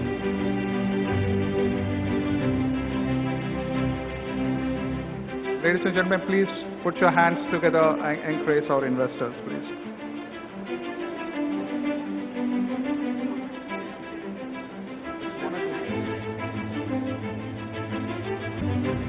May I also request the next few organizations to be ready, please.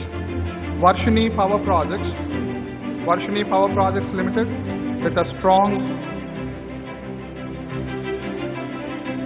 Varshini Power Projects focused on renewable energy and committed to sustainable future. And they intend to invest 4,200 crores in the state of Andhra Pradesh, which would generate an employment of 700. Ashram Infra Projects is a known name in infrastructure development projects. Ashriya Infra Projects intends to create and invest 3,500 crores, which would generate an employment of 8,900. My Home Cements. My Home Industries Private Limited is an Indian cement manufacturing company that produces and sells cement and related products. It operates at a state-of-the-art manufacturing facility in India and has a strong presence in the southern and western regions of the country.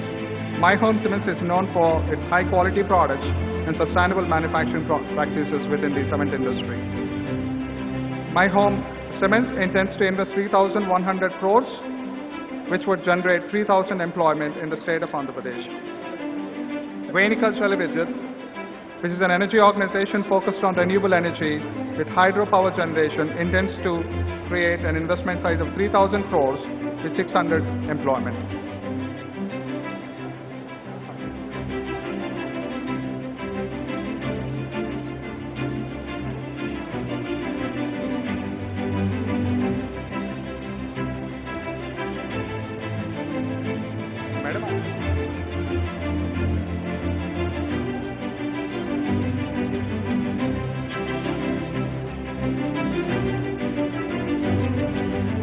Ladies and gentlemen, the program is not over yet. Please stay seated. After the MOUs, you will hear from the dignitaries. My Home Cements. My Home Industries Private Limited is an Indian cement manufacturing company. They intend to have a cement industry, a cement plant in the state of Andhra Pradesh with an investment size of 3,100 crores, which would generate an employment of 3,000.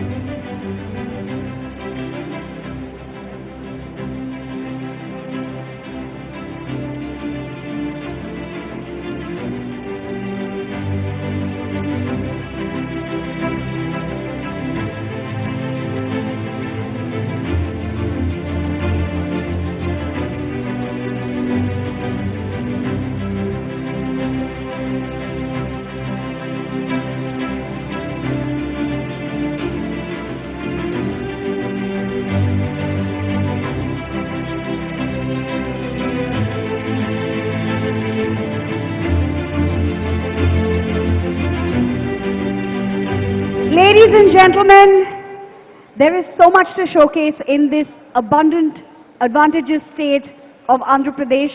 Now, with a young and dynamic leader at the helm, he's determined to ensure that we have a skilled and employable workforce while he's going about getting investment for the state to create more employment amongst other things.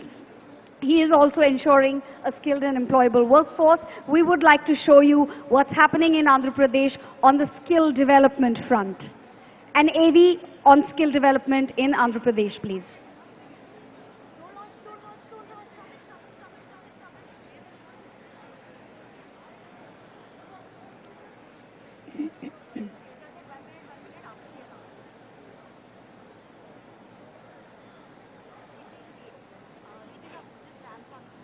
Pradesh has a unique demographic advantage thanks to its young and aspiring workforce that can focus on entrepreneurship while stressing on self-reliance. Andhra Pradesh contributes 20 to 25% of the Indian IT workforce.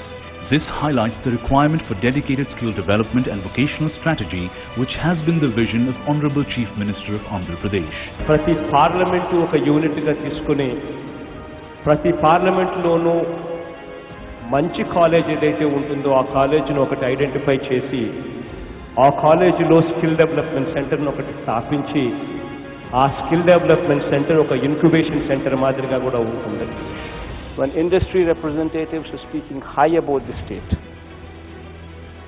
that is the most important part. And for the past 3 years this has been happening. God's grace, touch wood, we've been doing well. Andhra Pradesh's government-run schools and colleges had subpar facilities and a lesser emphasis on providing high-quality education during the previous government's tenure. The institute's underutilization and poor learning environments have seriously hampered their ability to produce skilled human resources. The government schools have undergone massive transformations with excellent infrastructure and redefining the parameters of model schools across the country as part of the Naru Needu program. The skill cascade ecosystem has been conceptualized to create world-class skilled workforce and to generate sustainable employment opportunities for the youth of Andhra Pradesh. The skill cascade of Andhra Pradesh consists of 175 plus skill hubs, 26 skill colleges and 1 skill development university, which will create 58,000 skilled workforce in line with the industrial requirements. 26 skill colleges, 1 in each parliament constituency, have been established, duly utilizing the central and state government institutions such as Centre of Excellence in Maritime and Shipbuilding, CEMS Visakhapatnam, Ministry of Micro, Small and Medium Enterprises, MSME, Anakapalli, Indian Institute of Tourism and Travel Management, IITTM Nellore, Acharya Nagarjuna University, ANU Guntur, etc. These skill colleges are acting as a sector-specific center of excellence and generating highly qualified skilled manpower. Andhra Pradesh government, under the leadership of our Honorable Chief Minister Sree Vijaya Telugu Daily, has embraced a holistic strategy by creating a strong education and skill ecosystem in the state. We'll be producing about 51,000 workers every year who will be qualified to meet the various requirements of various industry the state has, the country needs, as well as even international opportunities. Through this ecosystem, Andhra Pradesh is offering a one-stop solution for job seekers through standardized training and an integrated curriculum.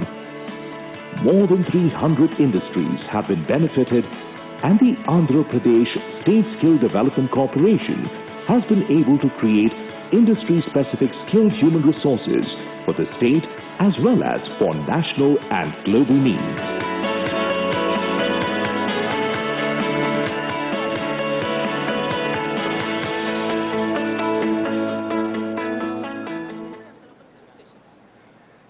We hope you enjoyed that AV on skill development in Andhra Pradesh. Ladies and gentlemen, we are expecting the Honorable Union Minister of Road Transport and Highways to the Government of India, Shri Nitin Gadkari ji, shortly. In the meanwhile, I request the Honorable Chief Minister of Andhra Pradesh, Shri Y.S. Jagan Mohan Reddy Garu, to please felicitate our guests on the dais.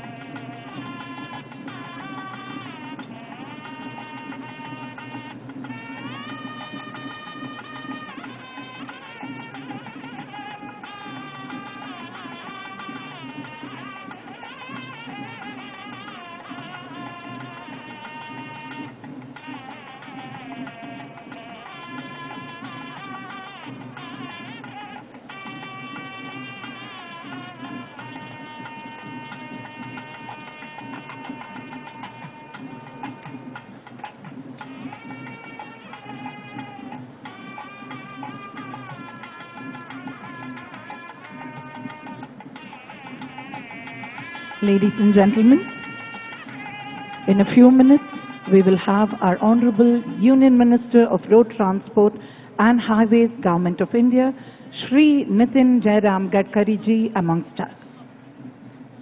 We request everyone to please be seated.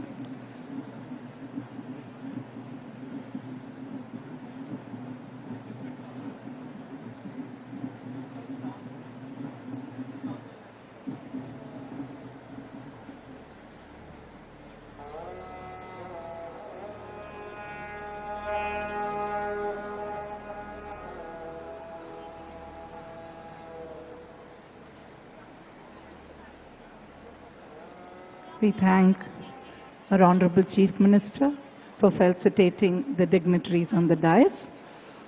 Ladies and gentlemen, please put your hands together for the Honorable Union Minister of Road Transport and Highways, Government of India, Sree Nitin Gadkari ji.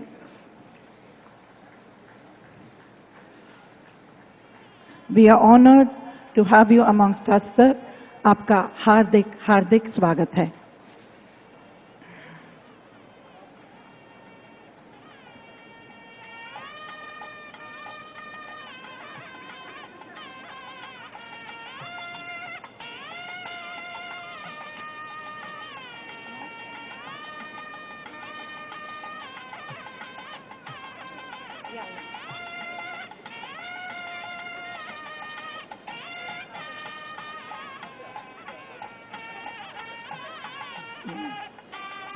Our Honorable Chief Minister will now be felicitating our Honorable Union Minister of Road Transport and Highways, Government of India, Sree Nitin Gadkari ji.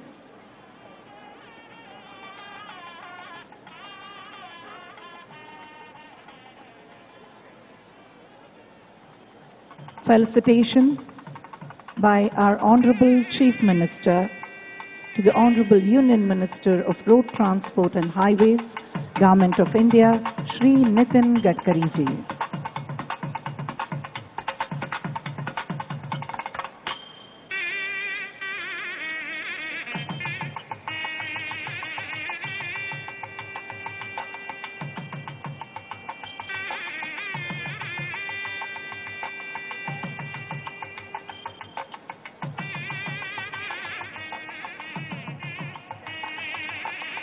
Thank you, sir.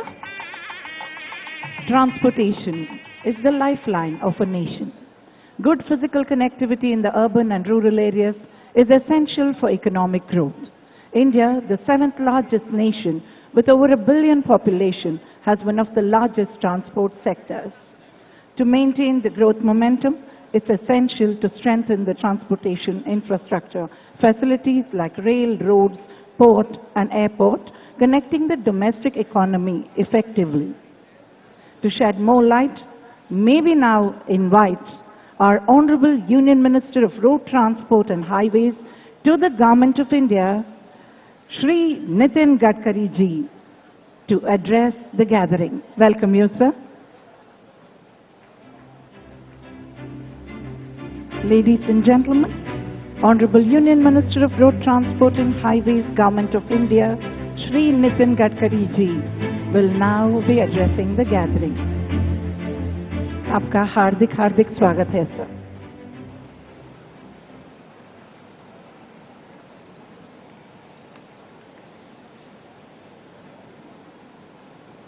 Honorable Chief Minister, Sri Y.S. Jagan Mohan Reddy ji, Honorable Minister, Sri Buguna Rajendranath Reddy ji, all ministers, respectable ministers from Andhra Pradesh, all dignitaries who are present, and all respectable dear friends, my brothers and my sisters.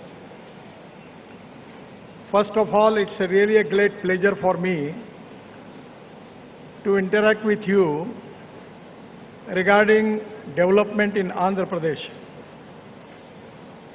The Andhra Pradesh is one of the important states in the country, and the mission for our government is to make India Atmanirbhar Bharat. The most important thing is the dream of Prime Minister to make Indian economy of $5 trillion. And that is only possible with the development of the state. The basic mission behind the spirit which we have, that Sabka Saath, Sabka Vikas, Sabka Prayas. And anywhere, the most important thing is we need industry. Without industry, we don't have capital investment. Without industry and capital investment, we cannot create employment potential. And without employment potential, we cannot eradicate poverty.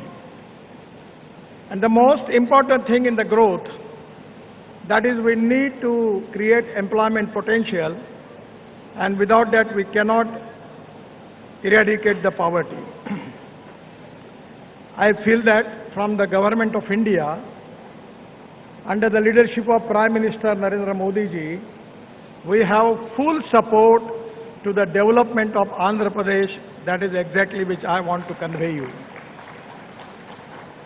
The most important strength with the Andhra Pradesh is they have got 974 kilometers of sea level, which is a sea front which is available, and already the 6 ports with a cargo handling capacity of 240 million metric ton is already there. The 4 new ports under development, and state has 3 port-led industrial corridors. At the same time, today I am going to declare that all the port, either it is major port, state port, private port, my ministry has decided to connect the port with the 4-lane national highway, which is very important, and we have taken that task. For that reason, we have also, there are 3 port-led industrial corridors. One is Visakhapatnam, Chennai. Infrastructure. We have already decided to develop multimodal logistic park on that road. Dr. Reddy's as a company has the Chennai-Bengaluru Industrial Corridor, Hyderabad-Bengaluru Industrial Corridor in Anantapur. As a company in 1984, we have already planned for multimodal logistic my park. father at that point of time, the founder the road infrastructure in AP is very important. He was very clear that I always Hyderabad telling to the people about the famous statement of American President John F. Kennedy. We started as an API manufacturing company. That American roads are not good because America is rich, and then he zeroed but America is rich because American roads are good. We started the first plant. The total road network in Andhra Pradesh and today it's is almost about 500 acres of land that we have in kilometers. Also the national highway length before 2014, it was 4,193 kilometers. When Prime Minister Modi ji under his leadership at 2014, I have taken as a charge as a minister, the NH length of Andhra Pradesh is increased by 109%, and now it is 8,745 kilometers. We are making Greenfield Expressway corridor, which are very important for industrial development, and without that no one is going to invest. The total number of Greenfield Expressway, 5 numbers we are going to develop, and total Greenfield length is 662 kilometers, and we are spending 30,000 crores on that. The Greenfield Express Highway, the important highway, is very important because when I was shipping minister, there was a lot of problem related with the railway as far as the transport of goods from Andhra Pradesh, from Visakhapatnam to Raipur in Chhattisgarh. And that is really a bottleneck. That's why we have decided at that time to construct Raipur-Visakhapatnam Expressway corridor, and this is very important. Presently, we have already started the work. Before end of 24, we are going to complete this work, and then Visakhapatnam to Raipur will be only with 5.5 hours will be completed by the car. For truck, it will take 8 to 9 hours. Presently, lot of bottlenecks are there, but it is going to be related to Chhattisgarh, and Chhattisgarh is a mineral-rich state. And regarding export and import activities, this corridor is very important. The other important road is Bangalore-Chennai Expressway. Presently, it takes 4 hours, 5 hours. but we are going to complete this before December 24. Already work is going on. It will be only with 2 hours from Bangalore to Chennai. The third is Hyderabad Visakhapatnam. This is also very important, and we will complete this before December 24. Then Chittoor-Thachur Express Highway, Green Express Highway, we will complete this within December 24. Then it will be only with 1.5 hours. Then Bangalore-Kadapa Vijayawada, 12 hours, presently it takes, but it will be 6 hours, and we will complete before December 24. The most important thing in Bangalore-Chennai Expressway, the 85 kilometer of length is in Andhra Pradesh, and already work has started. Already this all 85 kilometer Andhra Pradesh, the work is awarded. The cost of this project is 5,000, and because of Bangalore and Chennai, within 2 hours, the Andhra Pradesh government can take the initiative to develop industrial clusters, logistic parks, and development of different industry on this highway, which is going to connect Chennai and Bangalore. I also very much confident about Raipur-Visakhapatnam, where there is a huge possibility of making industrial park, industrial cluster, logistic park. The distance is 465 kilometers, and total length in Andhra Pradesh is 100 kilometers. The cost is 4,500 crore. The already 12 kilometer length is completed. These are very important highways which are very helpful for industrial development in the state. The water, power, transport and communication, these are the 4 important pillars as far as the development is concerned. And as for the road infrastructure is concerned, we have already taken responsibility of making good standard infrastructure of international standard in Andhra Pradesh. We are also making Nagpur to Vijayawada, that is 438 kilometers, out of which some of the length is in Andhra Pradesh. Already we are in the process of starting this project. The most important project is very important for Andhra Pradesh, which is connecting from north to south. Presently from Punjab, Haryana, Kashmir, Uttarakhand, Himachal, Delhi, Rajasthan and Gujarat. All traffic which is coming to the south is coming to Mumbai, then it goes to Pune, and after Pune it is diverted to Solapur and Kolhapur, and then it going to south. Now we have already completed major part of the Delhi-Mumbai Express Highway. And near Surat, we are making Neem Green Express Highway, that is from Surat to Nashik, Nashik to Ahmednagar, Ahmednagar to Solapur, and Solapur to Kurnool. And by Kurnool, it will be well connected to Hyderabad, Visakhapatnam, Bangalore, Kanyakumari, Chennai, everywhere in the South India. Now you don't need to go to Mumbai and Pune. That is going to reduce the kilometer by 300 kilometers. Its saving is there, and which is very important. The most important problem in our business and industry is our logistic cost. In India, our logistic cost is 16%. Now China is 8 to 10%, and USA and European country, it is 12%. Our mission is, our target is to make this logistic cost in single digit up to 9%. As a transport minister, we have taken a lot of decisions. In place of diesel, we want to use ethanol, methanol, biodiesel, bio-LNG, CNG and hydrogen and electric. We are in the process of making electric highway. We have now electric trucks, electric tractors, and hydrogen is the fuel for the future. 100% I am confident. Just I got opportunity to launch LNG truck in Pune, in Chakan. The Blue Energy was the company. And in place of using 100 rupees of diesel, it is only with the 40% we can only have to pay for LNG. And the truck capacity is for 1600 kilometers. So change in fuel, that is one of the important things. And other important thing is the good roads, by which 100% within 5 years, we will reduce the logistic cost to 9% even in Andhra Pradesh, and that will be a great thing. The other important connectivity is 4-lane Khannam Devarpalli Greenfield Corridor, which is also very important. We have decided to make this corridor is important for Andhra Pradesh. The work is in progress and likely to be complete by September 24. The estimate cost is 2,500 crore. Regarding the port connectivity, we are spending 20,000 crore in Andhra Pradesh, and we have decided to connect all the ports of Andhra Pradesh by national highway by 4-lane, and that is very important because the 907 kilometer is a big strength for the Andhra Pradesh. My ministry is currently undertaking 22 port connectivity road projects of length of 1,350 kilometers in the state of Andhra Pradesh to improve the road connectivity to 5 ports, that is Vizag Port, Gangavaram, Kakinada, Krishnapatnam, Nizamapatnam and Visakhapatnam. Additionally, Ministry has identified 6 more projects of 120 kilometer length to improve last mile connectivity to 4 non-major ports, that is Bhavanpadu, Machilipatnam, Ramayapatnam and Gangavaram.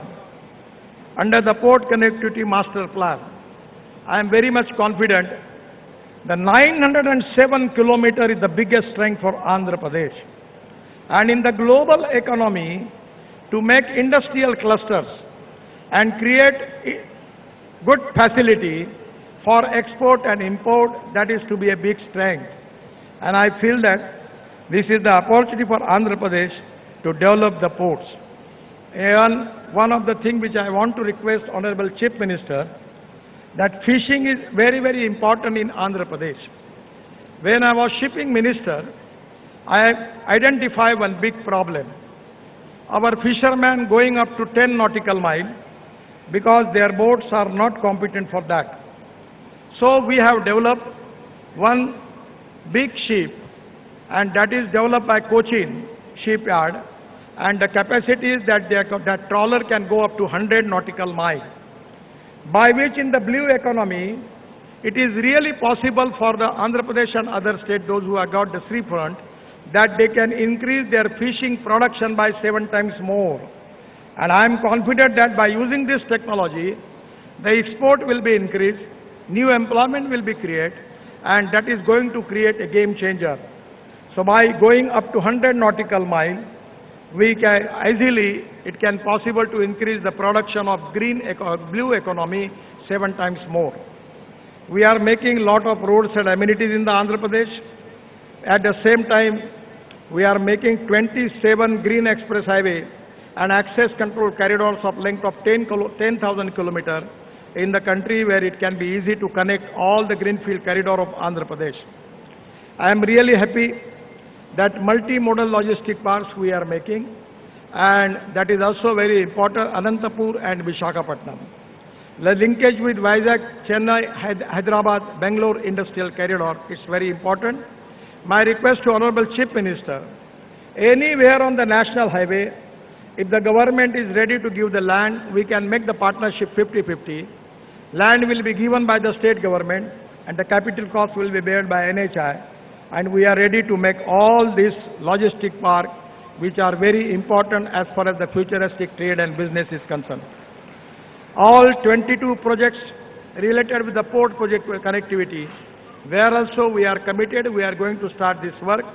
My request to Honorable Chief Minister, that on this road, if the government is ready to give the land, we are ready to develop multimodal logistic park there, and it can be really a good thing for it.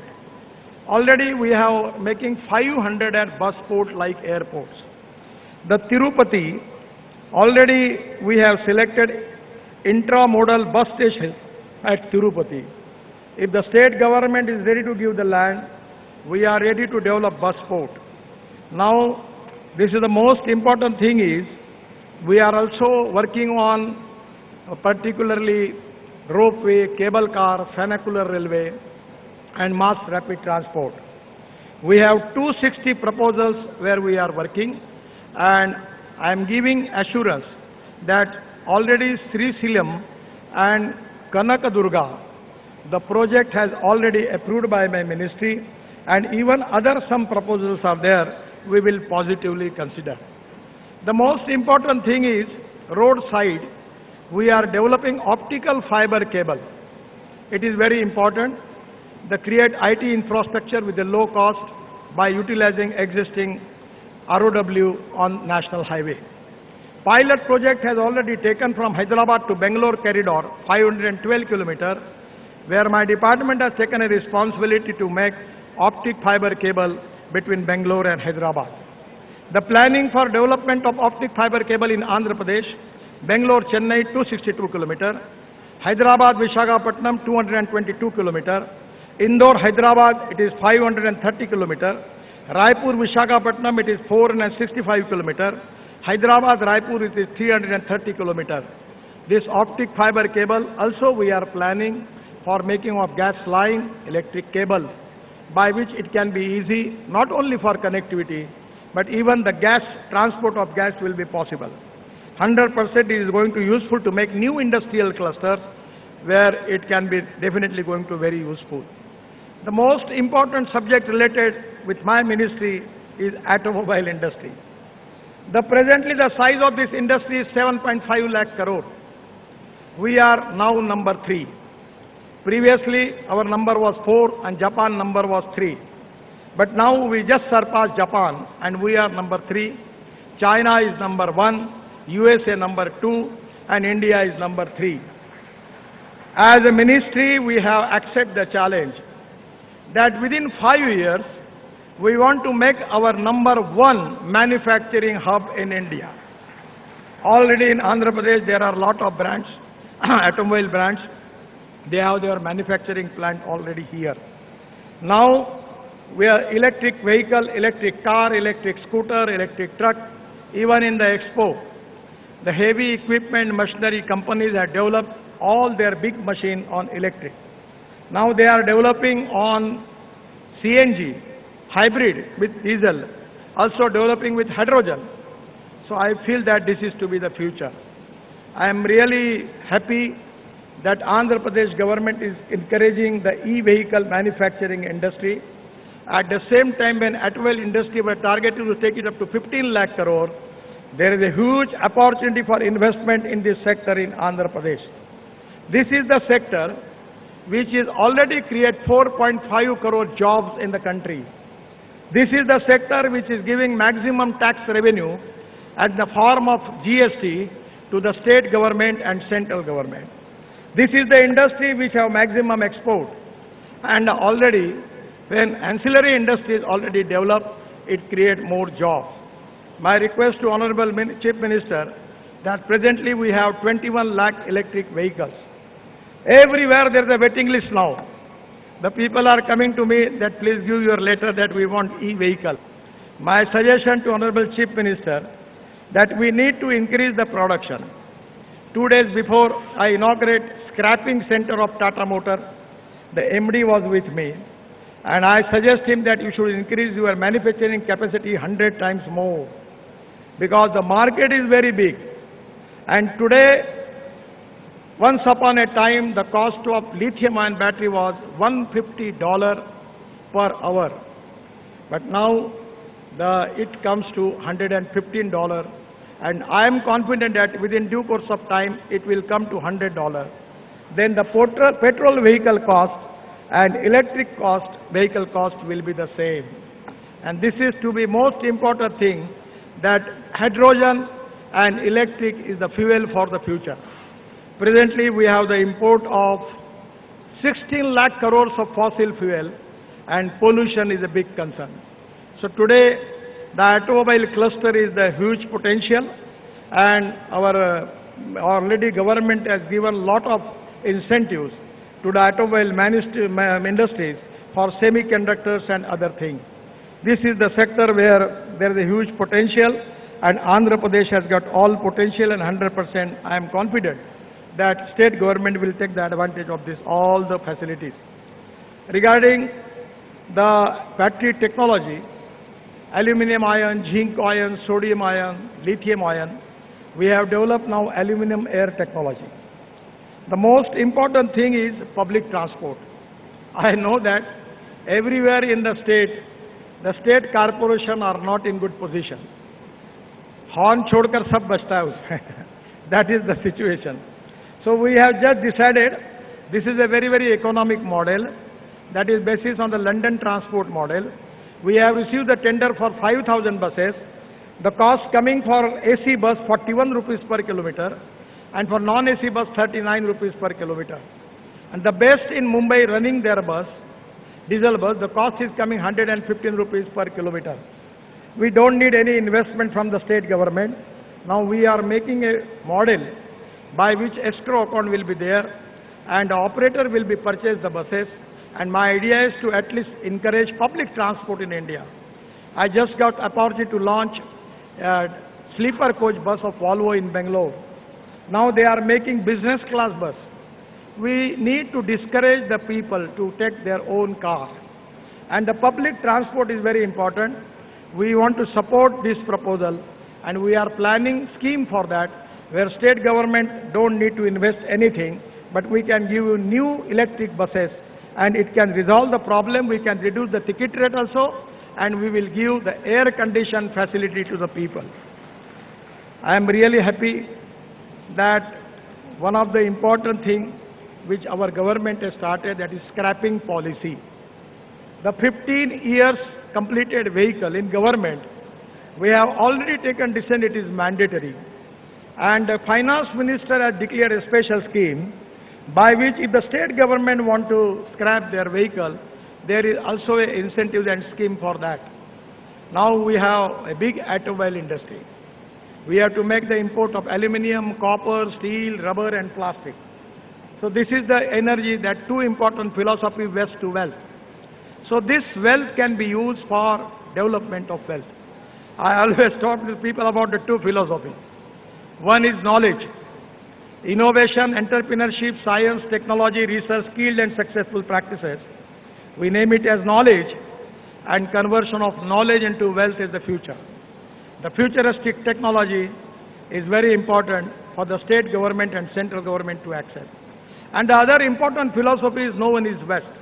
No material is best, no person is best. It is depending upon the appropriate leadership, it is depending upon the appropriate technology that you can convert waste into wealth. We are adding 50% rubber powder in bitumen. Now we are making bitumen from rice straw. Bitumen, bio-bitumen and biochar. So there are a lot of things. We are making bioethanol. Now we are allowing farmer to make ethanol from broken rice, from food grains, from bamboo. And there is a huge potential because our import is of 16 lakh crore. Really, it is a game changer. In due course of time, many companies are ready to launch their flex engines. Already Bajaj, TVS and Hero have already launched flex engine scooters. And now the automobile company like Toyota, like their Camry model, they are going to launch their model where 100% bioethanol will be used and it will create 40% electricity. Then the cost of petrol will come to 25 rupees per liter. So that is the reason it is import substitute, cost effective, pollution free and indigenous. My request to Honorable Chief Minister to please consider and encourage this.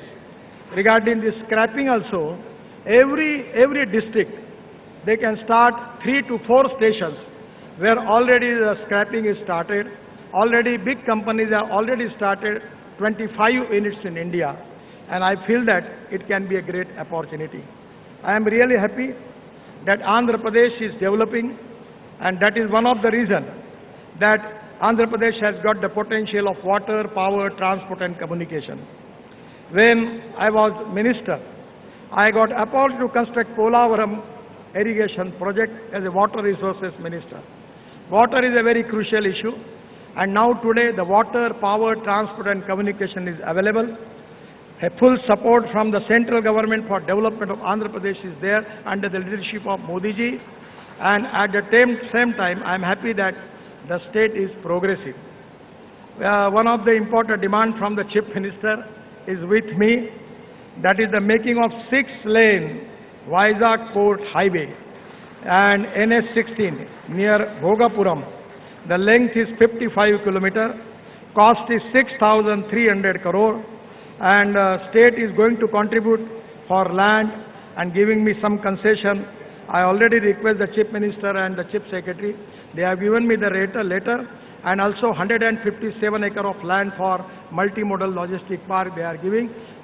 From my ministry, I am sanctioned this important project, which is very important for Andhra Pradesh and dream project of Honorable Chief Minister.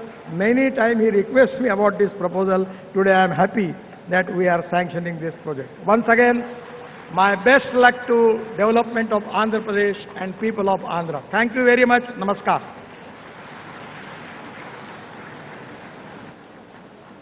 आपके सुनहरे शब्दों के लिए दिल से धन्यवाद सन्मान्य Shri Gadkari ji. We are honored and inspired by your words, sir. Thank you for that encouraging keynote address.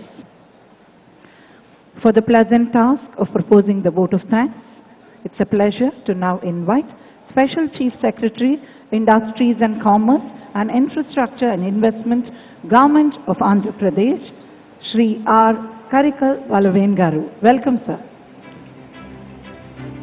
Honorable Chief Minister, Honorable Union Minister, Honorable State Cabinet Ministers, distinguished guests on the staya, distinguished guests of the stage, respected ambassadors, Your Excellencies, the country industry delegations, industry leaders, friends from the media, ladies and gentlemen, good afternoon to all of you.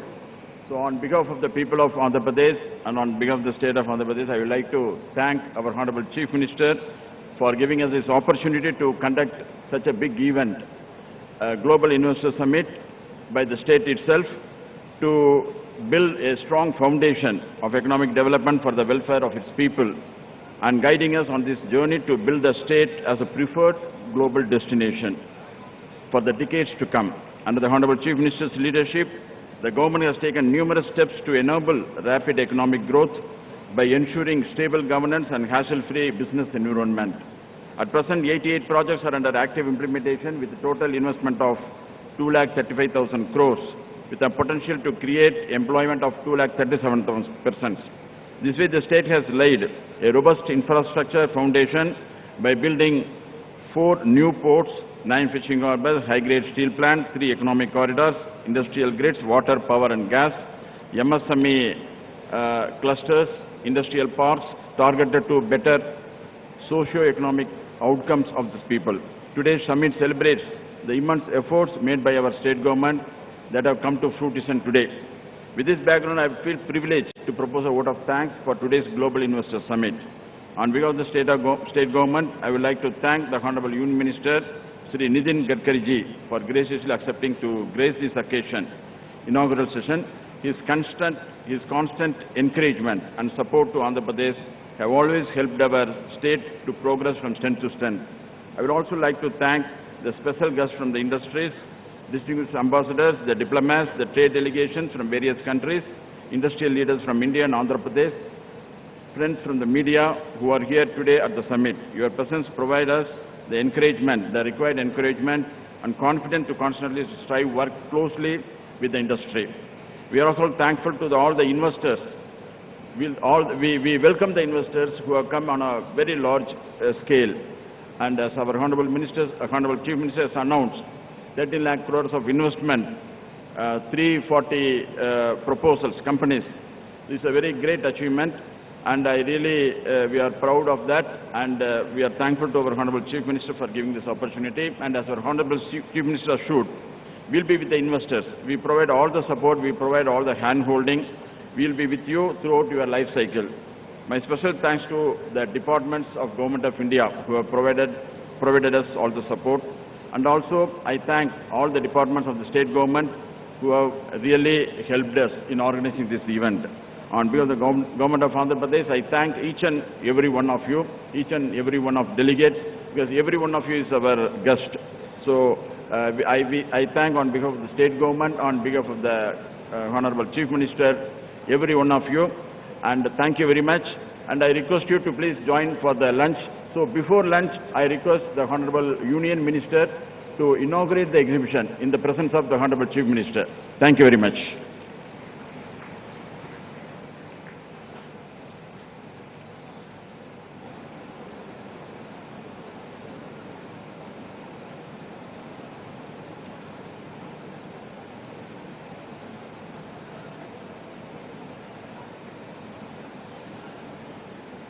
Thank you, sir. We really hope all of you have enjoyed this wonderful inaugural session. And this is just the beginning of the two-day summit, the Global Investor Summit 2023 at Advantage Andhra Pradesh. As you know, following this, in the seminar halls, there will be plenary sessions, conversations across sectors from experienced stalwarts from those respective sectors. Before that, however, we will have the exhibition inauguration by the Honorable Chief Minister of Andhra Pradesh, Sree Vijaya Telugu Reddy Garu. There will also be lunch. So please stay right here with us in this hall, and we will tell you what happens where shortly.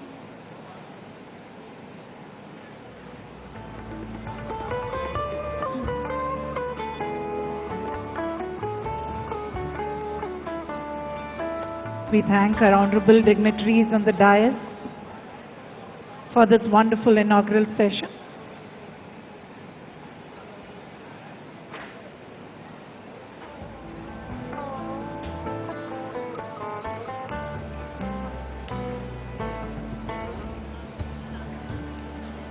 We thank the Honorable Chief Minister of Andhra Pradesh for being present at the inaugural of this event that he had envisioned for the state.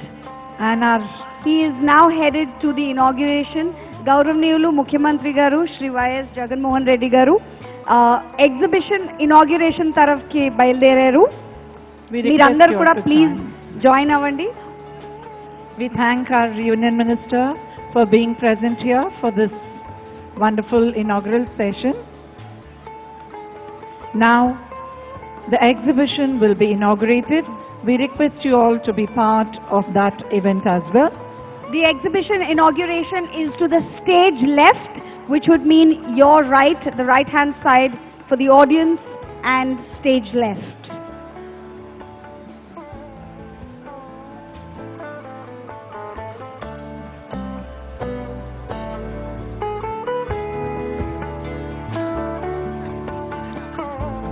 మిమ్మల్ని అందరినీ కూడా lunch కోసం join అవ్వమని కోరుతున్నామండి.